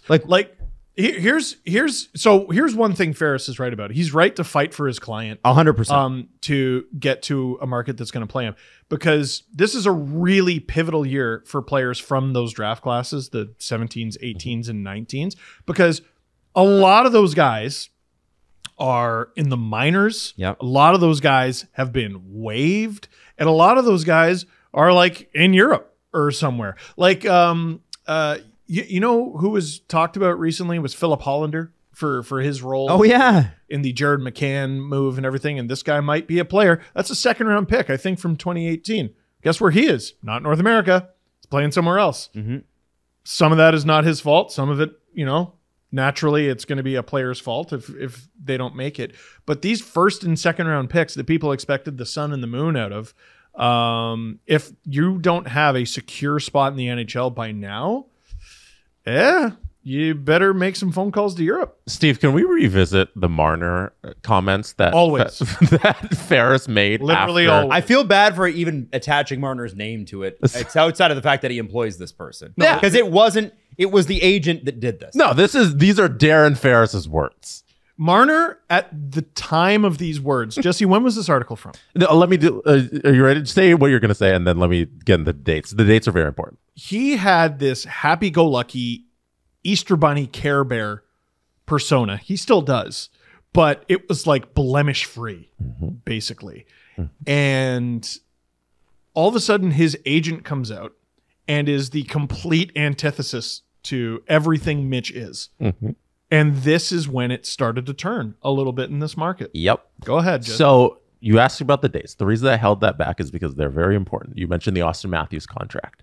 Austin Matthews signed his first extension with the Toronto Maple Leafs on February 5th, 2019. Wow. Darren Ferris went to Dave Feschuk of the Toronto Star and made these comments on February 6th. Oh, it was the next day. The next day in 2019. He said, so far, they've been trying to lowball Marner. Speaking to Feschuk, Ferris claimed Marner has already done the Leafs a favor on his entry-level contract, with Feschuk citing that Matthews got both Schedule A and B bonuses, and Marner only received the Schedule A one. Right. The day after. The day after Matthews celebrates his first giant extension with the Leafs. Are there more quotes? Are there more quotes? He goes and then he joined Jeff Blair on radio and he tried to clarify what he was trying to say. Right. But the main What thing was he is trying to say?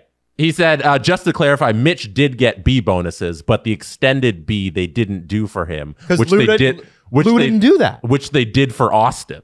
Yes, because Austin was the first overall pick, and they waited until late August to sign him because he said, I'm literally not signing with you until you give me Schedule A bonuses. Well, says- yeah, people were like, forget Lou, that. Lou, what's the illusion here? Yeah. Every first overall pick gets this. Just give it to him. Yep. And also, There's no argument against it.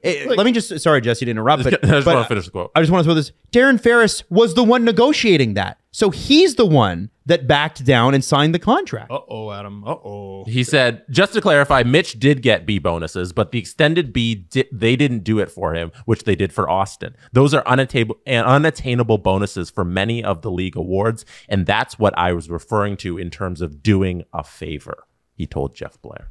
In terms of doing a favor. Now, there were- That is why. He claimed on their entry-level deal for Mitch Marner, he did the Leafs a favor. And this was February 6th. Yeah. Marner doesn't sign his deal until, I think, late September.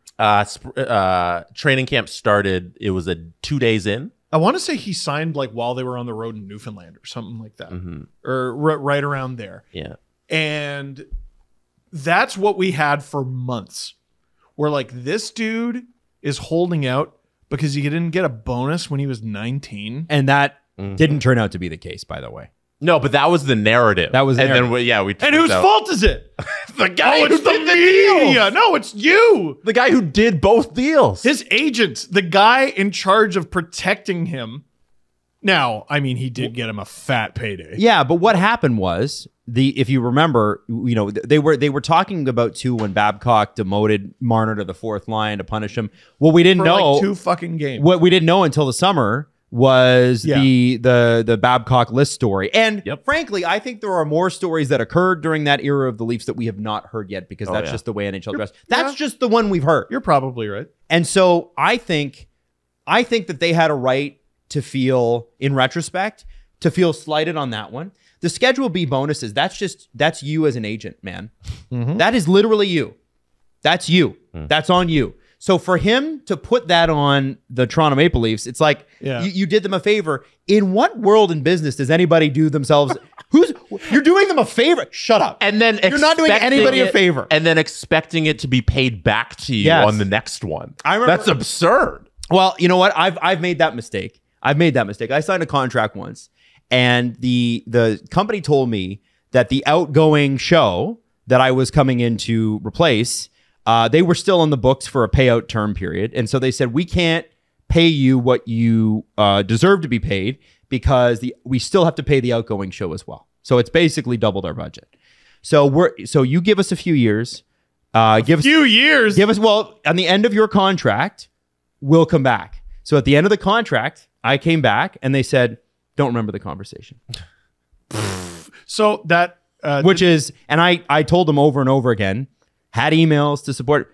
Now we just won't. Nah. Oh yeah, dude, Subban with the Habs. It's my fault though. By the way, it's my fault that 100%. happened. Yeah, I didn't negotiate. You took an IOU from a giant corporation. You should never do that. This idiot. I was in my 20s. I didn't know any better. Dumbass. Subban with the Habs. We told him that we'd get him on the other side. Yeah, what a fucking 3 idiot. years from now, we'll get you all that money you should have been making. Yeah. So Subban with the Habs, I think he signed for less than $3 million or something like that for 2 years or whatever. And as the story goes, he's like, okay, fine, but the next contract will be 9.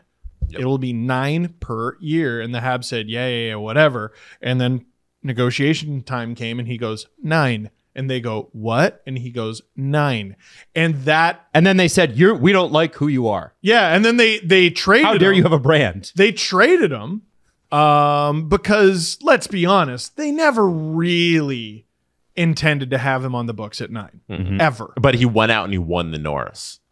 Yeah, he won the Norris. 2-year contract. You gave him a prove it deal. Yep. He proved it. You couldn't prove it anymore. He maximized the prove it scale. Yeah, and like I've seen people argue, well, this guy should have won, that guy should. I don't care. Nominee, like even Norris nominee at 2 point something. That's crazy. That doesn't happen. No, it doesn't happen. And I mean, but also, if Subban wanted to remain a Hab for his whole career, and I think he did, yeah, that's all he don't talked about. Expect to get 9. Well, next time around it's going to be 9, and they go, yeah. Like the GM you're negotiating with doesn't even know if he's going to be there in 2 years. Like, what are you talking about? Bergevin did though. I mean, Bergevin had, Bergevin could do anything. Jesus, he was And there he did. for a very long time and made a lot. And like you said, none of this is about Mitch. Like we're talking about his agent. But and it speaks to what is happening right now between him and Holland. And I think who was Zadorov's agent? It's Milstein, right? Dan Milstein. He just watched Milstein walk Zadorov out of town in 3 weeks. Hockey agent 1. We are Gold Star. Hashtag. Dan Milstein. It's like, I had chicken soup this morning. Hashtag we are Gold Star. Yeah. Hockey agent 1. Unofficial assistant general manager of the Canucks. 100%. He was 100%. He was unofficial assistant GM of the Leafs for a while. Yeah. Oh yeah. Dude, he had a lot of guys. 100%. So I'm looking at the Darren Ferris thing, and Darren is known for a couple of things. He's known for taking less commission than most agents in the league. He's known for that. That's part of his business plan. He's also known for making a stink on behalf of his clients. And there are other agents, I don't know, maybe we know one, Alan, who have to do that from time to time, who that's a part of their thing. I think with Broberg, what's going to be interesting is what the expectation is. Because Zadorov had leverage. He had an expiring deal. He was on a bad team. Several hundred NHL games under his belt. Yes, and $3.75 million on the books. That maybe the Flames don't want to pay him that, and he's not going to sign an extension. And hey, we're not even going to offer him one, so let's trade him. Yeah, that part of it made sense. For Broberg, he's 22 years old. He's 5 or 6 years from unrestricted free agency if he gets there. Unless he doesn't get qualified. Like we're talking about a guy that needs to get to his next contract. Yeah. And he was supposedly a part of the Flames' plans, but they fired the coach. Oilers plans. But they have fired the coach who put that plan in motion. By the way, that was a very flawed plan. So I'm curious about what Darren Ferris believes the angle here will be that he'll be able to get his client out and playing for somebody else and playing legitimate games. He's obviously got an angle for this player to not play for a team that's got cup ambitions.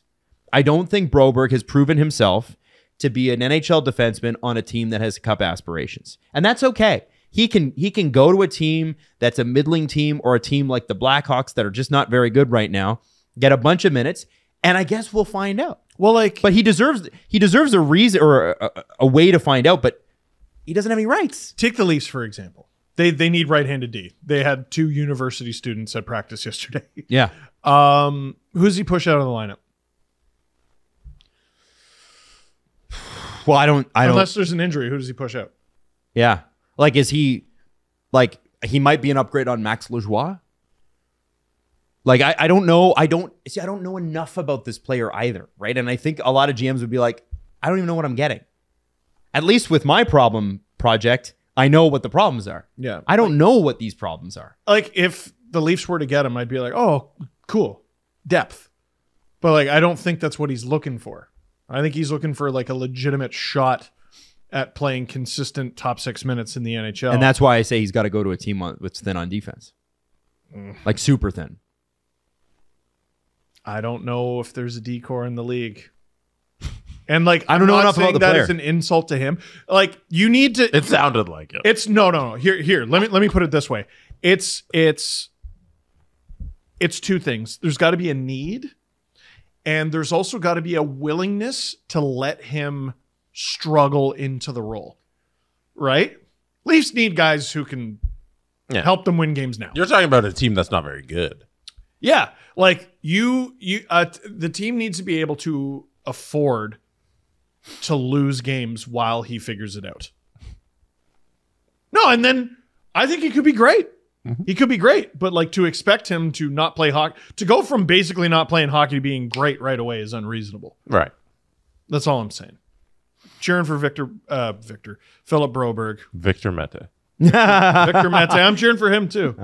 Yeah. I mean, and so I am curious. I think he might be a Ferris guy. Anyway. I'm just curious to see if this tact works. To me, it's more interesting about Darren Ferris's strategy here. That's what I'm fascinated Does this about. work? He always becomes a story. He does. He does. So I thought you'd find this interesting. Tony Ambrosio is filling in for Mark Masters at practice on TSN today. Oh, I didn't know he was with TSN. Well, he's freelance with TSN, I think. And he said, I'm covering the Leafs practice for Mark Masters today. During a drill, Sheldon Keefe was rather animated and yelled, fucking horseshit practice. Not sure if this is the norm, but it did seem out of character for him. I think, is Sheldon turning up the heat on the Leafs? I bet that happens 100 times a year.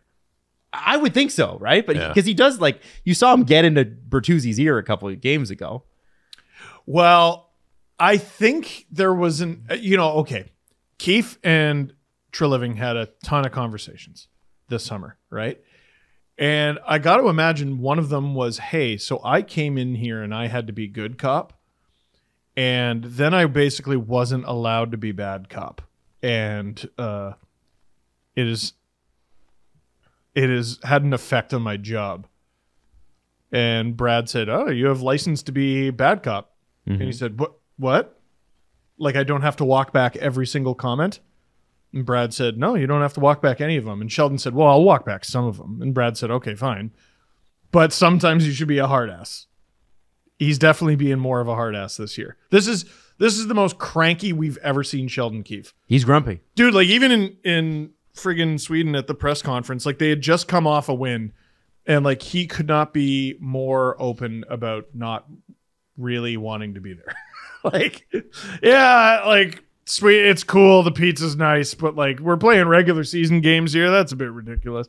Like, I'm putting words in his mouth, but, like, he was very obviously like, yeah, no, the flight here was hard, the jet lag is hard, the sleep is hard. You know, I lost a defenseman literally because of the flight here. Yeah. Yep. He's grumpy. The Senators have added Jacques Martin, legendary Senators coach, to the staff in an advisory role. You're seeing, I think, Michael Andlauer build on the history of the Senators with Alfie being involved with, I wonder if one day Spezza makes a return. Jacques Martin being in there in an advisory role. Ooh. It seems like because here's what the Senators need. They need bodies that know about hockey. They were so cut back. GM? I wonder, man, one day. Steal him from Dubas? Yeah. Like, how many years do you have to do? How many years did Stevie Y do under Kenny Holland? That's half a decade. Question. Yeah. At least 3 years. So, like, this is almost the 2.5 year mark for Spezza? Probably a little bit more seasoning. You're probably right. Yeah. But I feel like there's going to be, there's a little bit of, A, it's good PR, right? B, it's probably like we need people who care about the Senators and aren't just here for a paycheck. I know. Bring back Dion. Yeah. Yashin. Hell yeah. No. All of them. Martin Prusik. Yeah, there you go. Now I'm just naming obscure sins. Radek Bonk. I kind of actually like the idea of hiring. What is his exact role? He's a senior advisor, I believe. To the Coach coaching advisor. staff? Yeah. Now, which sounds an awful lot like, hey, this coach is going to get fired soon. Well, I mean, I think he is. It sounds like hang around and give some advice, and maybe you could just have this job. Yeah, it's probably what it is. But look at it this way. Look at it financially. You fire a coach, you got to pay him. If I'm going to pay this guy anyway, and I got to hire a new one, and there's no head coaches out there that I really want to hire, I think it's very interesting that this news comes rather shortly after John Hines gets hired in Minnesota. Mm-hmm. If I've got to pay two people anyway, why not get a different mind in there? Hire Jacques Martin. It's a PR win. That probably buys DJ a little bit of time. And maybe it changes things a little bit. You got to pay two guys anyway. It's probably a lot cheaper to hire Martin as an advisor than to pay two NHL head coaches. Mm-hmm. That's all I'm saying. I actually think it's kind of a neat idea. I want to see how it goes. It's funny. They're at the bottom of the Atlantic. Do any of us think they're a bad team? No. No. But I think they're playing bad. They're playing bad and they've had horrible luck. Hey, doesn't it sound like the Oilers? And what did they do? They fired their coach. Playing bad and had bad luck. The Ottawa Senators also have 2 games in hand and are a point ahead of the Edmonton Oilers. Oh. Ooh. Just to show you how bad the Oilers were to start. Yeah. the season. Also, the Atlantic is very good. Oh, yeah. The Ottawa Senators currently have 20 points in 20 games. The Oilers have 19 and 22. The Oilers are still third last is that the West or the league? That is the league standings. The Oilers are still 30th in the National Hockey League. That's how hard it is to climb. And they've won 4 straight. Won 4 straight. I don't believe it. Yeah. So the only teams below the Oilers are the Sharks and the Blackhawks. They're still a lottery team. That's nuts. Dude. It's nuts. Top 3 pick. Now, to be fair, they haven't played like a lot of games. A lot of teams have played like 26, 27 games. They played 22. Yeah. You look at the Blue Jackets, who sit at 21 points. They've played 27 games, and the Oilers have 22 games in 19. So by points percentage, does it filter by that? Yeah, I'll tell you by points percentage where they sit in the standings. Still not great. Oh, they're higher. Oh, yeah. This is third, so it doesn't change the list order. my God, I hate so let's count it, guys, because 32, NHL.com can't do it. 31, 32, 31, 30, 30, 29, 29, 8, 7, 6. 26th in the league by points percentage. Do you think Still behind the Ottawa Senators. Do you think Dallas Eakins checks the NHL standings before bed every night, looks at the Ducks, and has the most peaceful, deep sleep in the history of humankind? They are 1-9 in their last 10. Wow. Holy not great. shit, that honeymoon's over, eh? Still have more regulation wins than the Leafs. Yeah. I had to point that out. Had to get that out there. Are the Leafs dead last in that category? Regulation wins. I think they're tied for dead last. Regulation wins. They are tied for last. Yeah. Wow. It is the Leafs, Canadians, Kraken, and Blackhawks all have 5 regulation wins. That kind of makes it more impressive, doesn't it?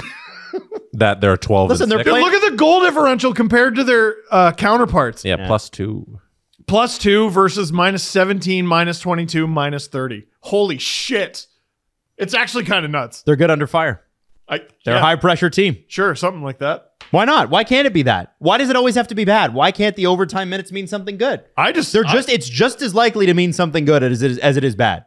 I've never heard one person say that. Oh yeah, this team's used to being under pressure. Well, they played more overtime games than most hockey teams this year. Wasn't that Vegas last year, Jesse? What's that? They played all these super tight games and Yeah, they didn't really. are the Leafs better than last year's Golden Knights? That must be. That's what you Gotta be what it means. No, I'm going to tell you that right now. Why? You're a hater. One interesting thing about these teams that are at the bottom of the league in regulation wins, the Leafs points percentage there, if you look at it, is 636. How far do we have to go up to find a team that beats them in points percentage? Wow. Okay, let's go. No, Hurricanes. Still haven't found one. They're There, Dallas, which is fairly close to the top. Wow. That's where they're sitting in points percentage. And if you go to They're like a regulation top 10 wins, team. it's crazy. Crazy What they're doing. But the Ottawa Senators, I don't anticipate they expect it to be in last. They have all of the pieces there to be a good team eventually, but it's just not clicking. Every year there's a like lottery-ish team that goes on a crazy run in like March. And they're primed for it. Yeah. They got a team that can go on a run when things are over. They're not bad. They're really not. They can't get goaltending. If you look at their games where they suck, it's just a lot of it is just goaltending. Well, good thing they spent a shitload of money on goaltending this summer. Yeah. The Hughes brothers, all three of them played in the same game yesterday, and it was an 11-point game, 6-5 for the New Jersey Devils over the Vancouver Canucks. And by the way, the Hughes brothers all combined for 6 points, which is pretty good. That game was one of 3 on the schedule to feature a blown 3-goal lead. Oh, well, it's not just the Leafs then. That's good to know. Yay. Can you name the last team that iced, or the last teams that iced 3 brothers in the same game? That's hard. Sutters? No. I'm trying to think. Oh, the Subans. No? 3. All brothers. Yeah. Oh gosh. The Stalls. That's No. good. It's in the 80s, if this helps. The 80s? The Stalls. And it's not the Sutters? Nope. I'm gonna guess the Montreal Canadiens. Okay. You asked for the team. Yeah. Oh, The team is not the Canadians. Damn it. the Hartford Whalers. Not them either. Okay, see if you can get it. Quebec Nordiques. Is it the Stastnys? The Stasnies. Oh, I didn't know that there makes was sense. 3. Yeah, it was Anton, Peter, and Marion. Ah, son of a gun. And one of them played for the Leafs, Marion. Ah, Yeah. And then they wheeled out Paul. Yeah. And what was the other one? There was a really good player. because he's in a He's stroller. a baby. I was Yeah. like, Jesus, Jesse, That's that's the dark. bit. Oh, he's a baby. It's a stroller. Who was the other Stasny who was really good? And Jan. Jan Stasny. I always picked him in like NHL 2004 in fantasy drafts. I'm like, he's got high potential. He pissed me off because he was in I want to say he was in the Series 2 Upper Deck cards for that year for rookie cards. Yeah. That's where you got Ovechkin. And every single pack I opened, I felt like I was going, oh, I wonder if this one's over. It's Jan Stasny. Oh. Every single one. So if You were someone, disappointed. if someone would like 12 Jan Stasny rookie cards, I got him. How much would you pay to meet your favorite team's mascot? Steve has paid. Yes. Yeah, and I don't know if I'm allowed to say the Don't price. say how much it was, but Steve paid to meet Carlton the Bear. A lot of money. A lot of money. A lot of money. I would expect to pay 4 digits. 4 digits. A grand. Now, listen. The whole thing is that what's different about yours is that he came to your party, Yes. which is an hour outside of Toronto. Adam, you asked how much would you pay to meet Carlton the So Bear? let me change the question. Steve literally paid this summer to meet Carlton the Bear, and we all got to be there. Yes. it was Now- awesome. Now, what about when they're already at the game? You're at the game. How much would you pay for a seat visit from Carlton the Bear?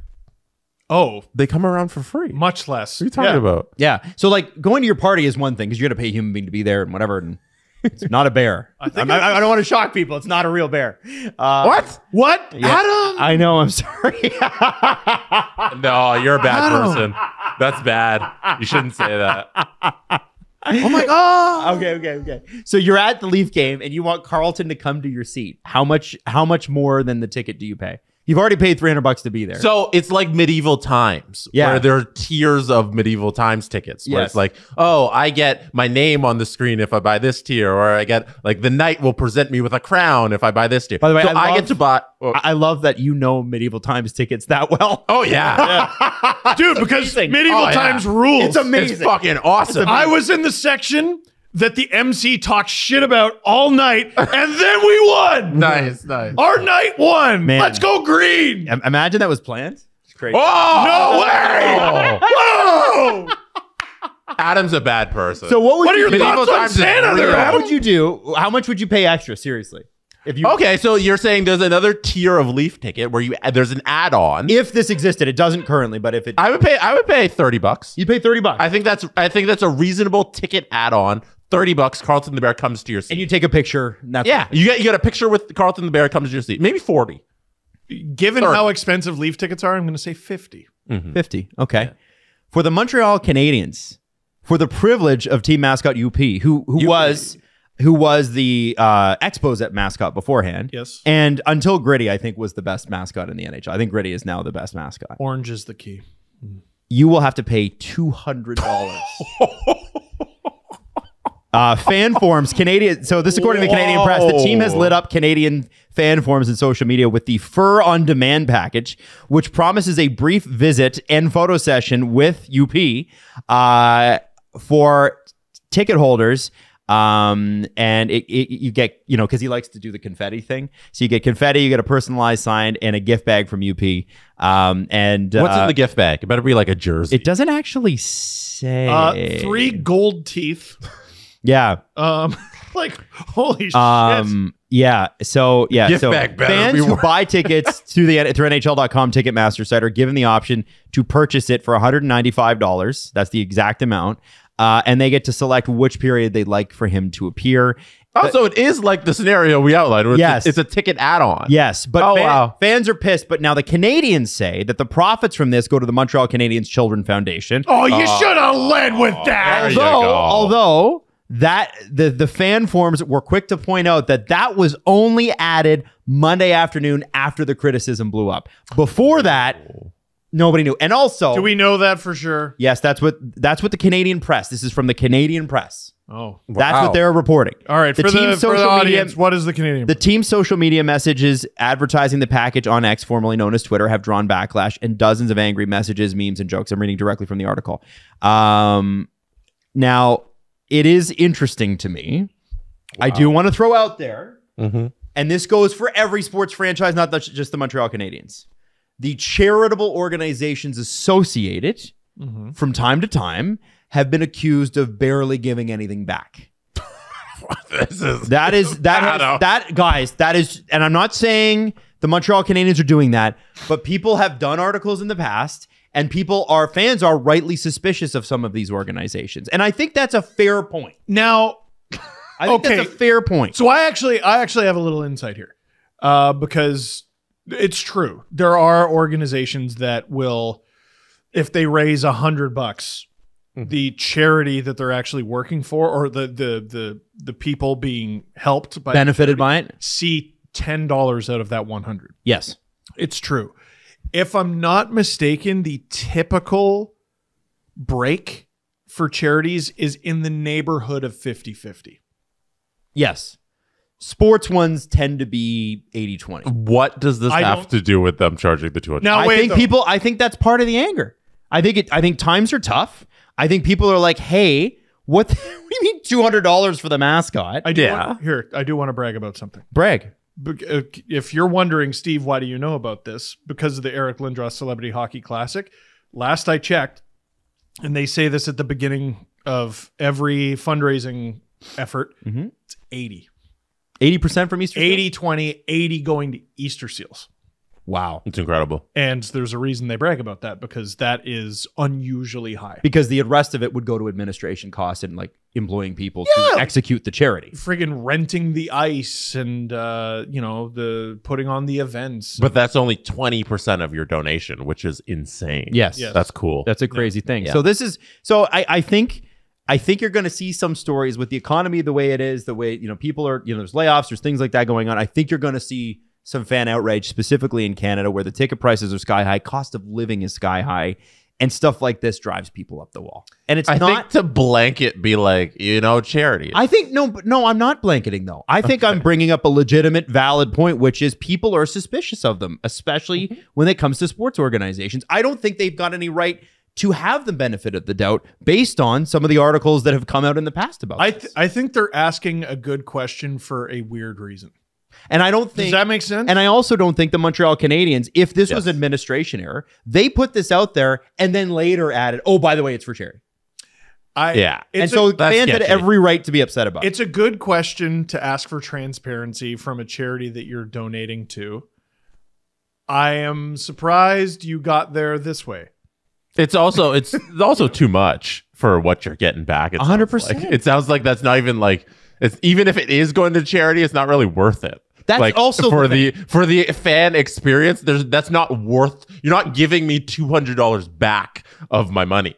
I think people would be willing to do it if it was what you guys suggested, which was like $30. Oh yeah, and be even happier that it's going to charity. But even like 100, because you said there's a gift bag in there. Yeah. I think the gift bag is very important because what's in the gift bag? Gift bag could be cool for $100 if there's like good merchandise in there, like a t-shirt, sweater, maybe a little better than a t-shirt. T-shirts are but like 200 is insane.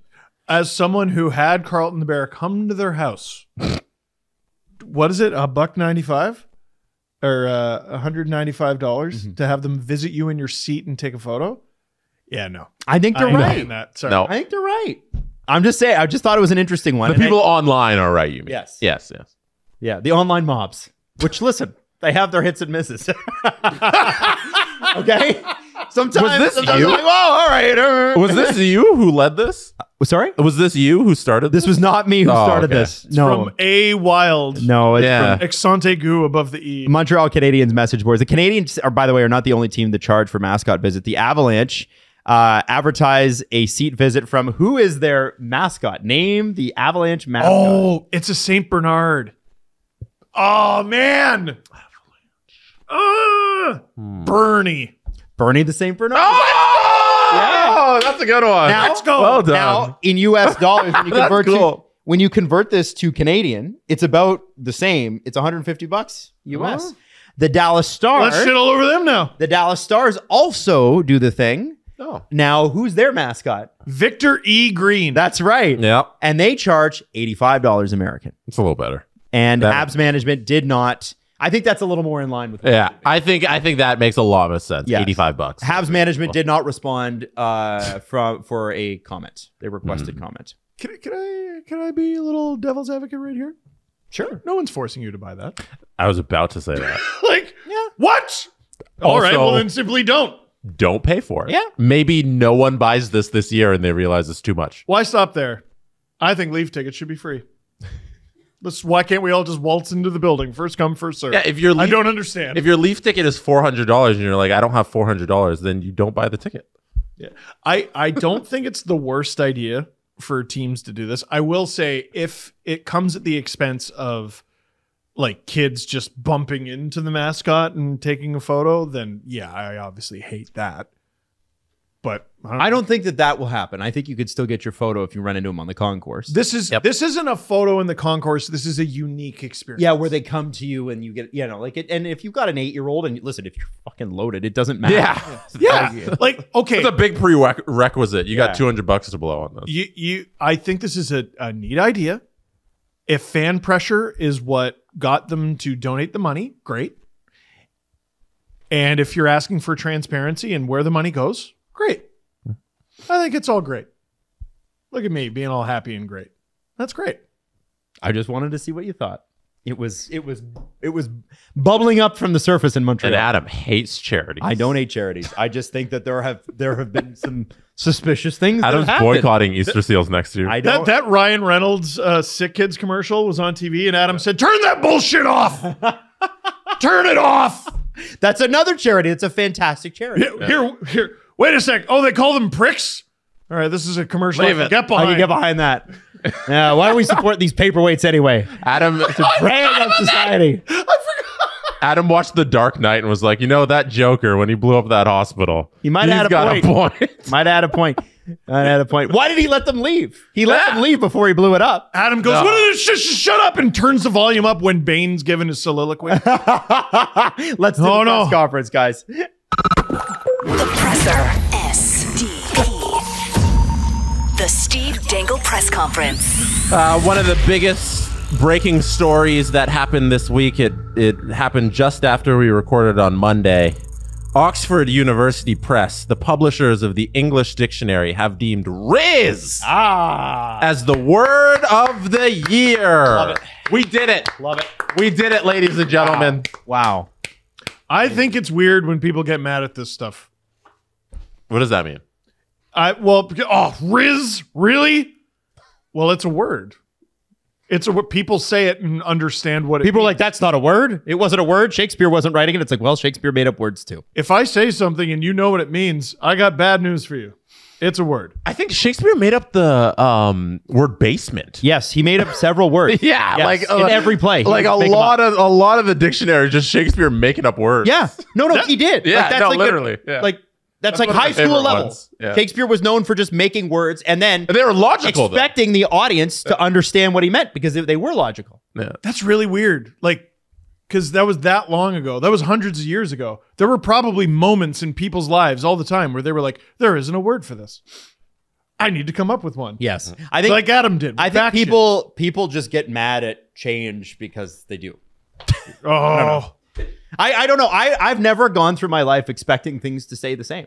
Yeah. And so I'm rarely disappointed. Do you open your I would be eyes? shocked if things stayed the same. Do you open your eyes in the morning and go, again?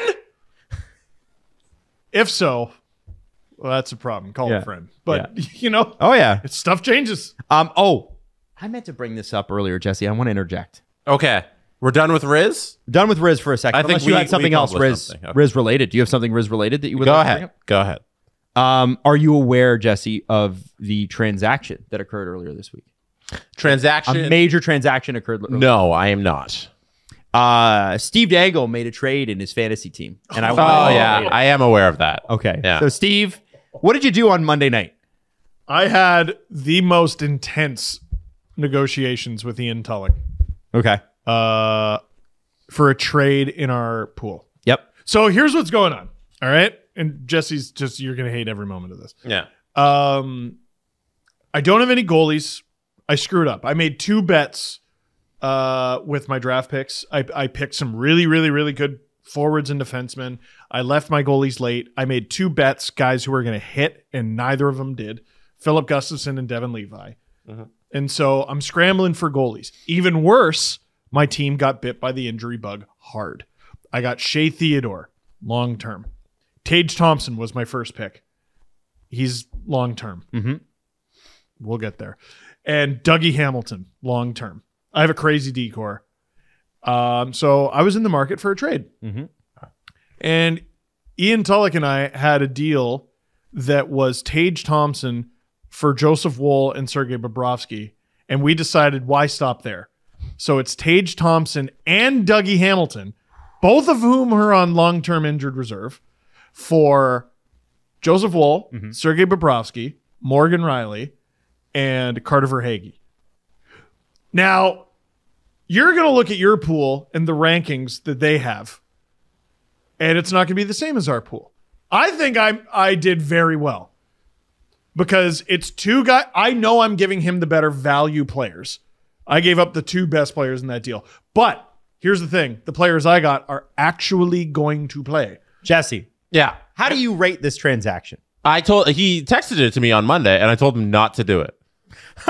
Now, why did you tell him not to do it? Where's the flaw in Steve's angle here? Swapping the defense. I forget. I don't have the. I want to pull up the actual trade so I can legitimately talk about the players. I could tell you where they're ranked in my pool. Yeah. Here, let's just bring it up. The screenshot of the trade you sent.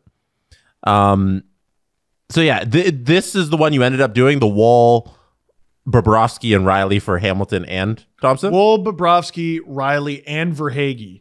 Oh, I got Verhaeghe in there. and you got Verhaeghe. Yeah, Okay. I stood firm on that. Yeah. He wouldn't cough up to Foley. So Or Bedard. in most leagues, Riley is a waiver level pickup defenseman.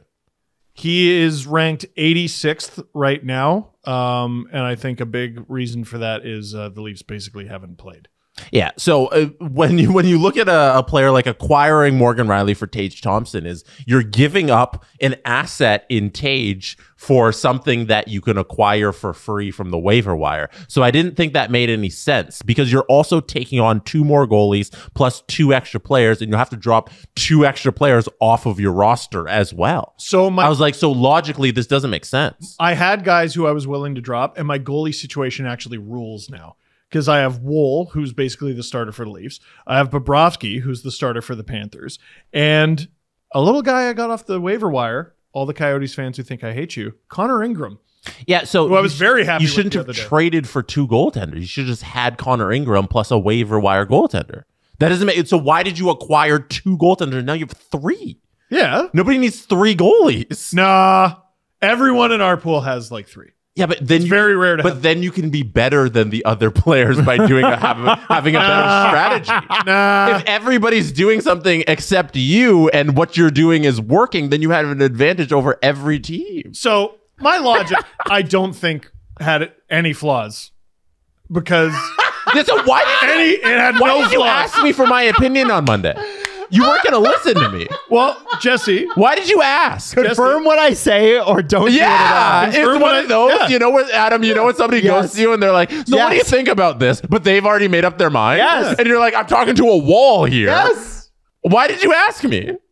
because I think I'm like a lot of people and I want your approval. You didn't get it. But you don't care enough Yeah. to get his approval to actually so do you what don't he said. care. No, because I want my approval more. All right? But I thought Tage Thompson was going to be out for another month Based on what? based on everything I read about Tage Thompson. Even Sabres fans, when it was announced yesterday, oh, he's going to play tonight, they were like, what? What the fuck? They thought he was going to be out at least 3 more weeks. What did he do? He played last night and got an assist. He might have got more. I don't You know. traded him on Monday. You played on Tuesday. I know, it's crazy. Dougie Hamilton might be done for the season. And I told Ian that. Yep. I'm like, okay, if he comes back, you get Dougie Hamilton. Yeah. But he's coming back from a torn pec. We have no idea. He had surgery. Like we have no idea if he's coming back. The hardest thing to acquire in fantasy is high-end players. Like, that's why drafts are so important, because you need to pick the top guys, and the top guys need to be your guys. And then the middle-end guys fall off. They go in and out. So trading away someone like Tate didn't make any sense. Yeah. For goaltenders that you literally picked up one for free in Connor Ingram, who's been absolutely fantastic. No, well, Jesse, I will point out that I did win fantasy last week. Last week. Oh, yeah. Yeah. Oh. Oh, wait, sorry. Oh, no, that was me against you in our football. Whoa. That was I'm pretty sure. So I am 5-8 on the season. I'm pretty sure I'm 2-0 against you. I think so. Yeah. Yeah. Which doesn't make any sense. No, I think you've had your like. What was the final score? How do you find Because I think I just go to matchups and then hit last week. what the hell's So in the middle there, and then hit Aye. the previous week. There you go. Because I'm pretty sure like I put up a crazy match. It was actually really close. It was 139.66 to 133.12. Yeah. You got so stupid close, Yeah. and I was like 100 points ahead of you because none of your players played till the weekend. Yeah. Oh, But, well. I was very proud of that. Yeah. I don't know. Next time, just don't ask me. I'm sorry for burdening you with my Definitely friendship. ask him. I'm going to ask you. And then you're gonna do what you want anyway.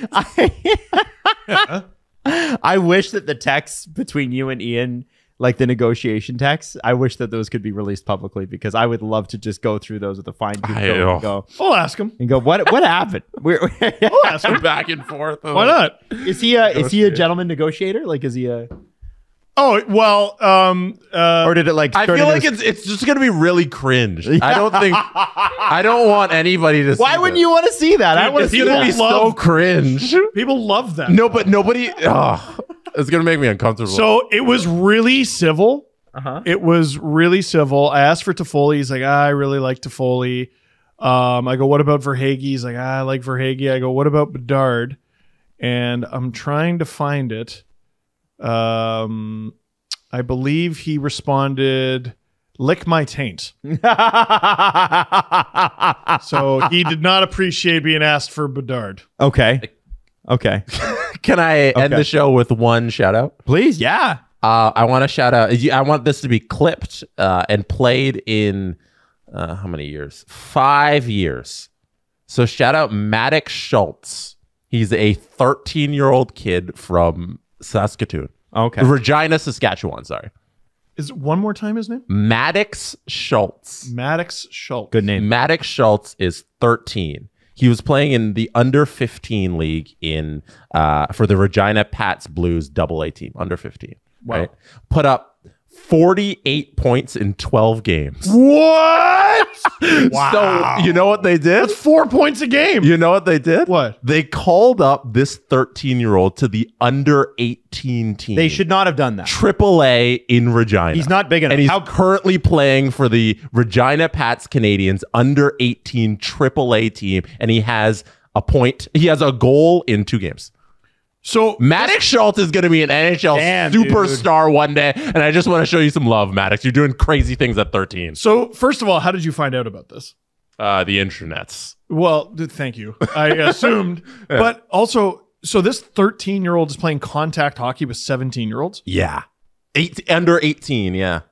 Wow. Holy shit. Oh, yeah. That's crazy. How big is he? Does it say? Yeah, he's 5'10". And Okay, he's 13. but like, these guys are 18. How heavy? 18, 154. You know what? That's a big 5'10", 154. He's played 2 games. He's got a goal already. He put up 48 points in 12 games. Last season, he had 63 points in 28 games. Holy He's unreal right now. And I don't know, 5 years from now when he hits 18, like he first overall pick. Who was his closest teamate in terms of scoring? I need to know. Last season? before This he season, got called the up. 12 games. So you're going to love this name. Chase. Yeah. Chase Sirkan had 47 points in 12 games. Oh my God. That's Wow. I assume that's his line mate, you know? I don't know. How many assists versus goals? Maddox had 26 goals, 22 assists. Chase had 30 goals, 17 assists. Jesus. But then their next teammate, Joshua, only had 26 points. Oh, wow. Yeah, so okay, those that's, two were just running show. That's the dream team. Yeah. Holy. Yeah. Holy. Well, how big is Chase, though? This is probably why he wasn't called up. Let's see. Chase. Sorry, it's loading. How do we have access to this information? I know. Who's tracking this? Chase is 5'8", 154. He's still pretty big. Yeah. For a 13. What? But like, how tall are you, Steve? I'm about the same height, 5'10". Yeah. I'm like, this kid's 13. He's pretty big. Not the same weight. If you want some, like as a fat guy, sometimes I wish you could trade like attributes. Like if there are any skinny people out there who want some extra weight, I can spare 10 pounds. I could give you more if you want. Mm-hmm. That'd be great. We have a trade to announce. We actually might. Wait, what? Chase is also a year older. He's a 2009. Maddox is a 2010. Buffalo and Columbus are closing in on a trade for. Buffalo and Columbus. Who's the centerpiece of the trade? Defenseman. Andrew Peeke? They got a lot of D in Columbus. No, it is not a defenseman. Oh, Kent Johnson. Is it Elvis Merzlikins? It's Eric Robinson, Oh. who has played only 7 games this year, has a Yeah. $1.6 million cap hit, but the last few years with Columbus, 50, 56, 67, and 72 games. So he's played a lot of games in the Yeah, NHL. I think he's probably just making too much, and he's probably an NHL quality player who's just been making too much. The other thing that you should know is that it was just literally announced right now that John Klingberg will have surgery and will not play again this year. Oh, wow. Okay. Well, they didn't say it won't play again this year, but we kind of know he won't. So the Leafs now have what they didn't have before, which is the LTIR room to make a trade. They couldn't make a trade before. They now can. Wow. Interesting. Yeah. So that will be interesting as well. I got the details of the Buffalo trade. Oh, it's already up? Yeah, it's Patrick Laine, Kent Johnston, Whoa. and for Jeff Skinner. Wow. Shut up. That's it. There it is right there. Maddie put up the Regina Pats thing on the screen. I have it. I have it right here. Thinking I have it right here. I was going to That's say evil. something real. Yeah. Undergo season-ending hip surgery, according to Brad Treliving. He just said it. Oh, season ending. There you go. Yeah, it is season ending. Wow. So Brad Treliving did say season ending. Okay. There It's it a is. 5 to 6 month recovery for this surgery, so that it will be unpleasant. Shit. Yeah. Anyway, we wish the best for Mr. Klinkle. We need Ristolainen now. The Steve Dangle Podcast. Follow the guys on Twitter at Steve_Dangle, at Adam WYLDE, and at Jesse Blake. Connection complete.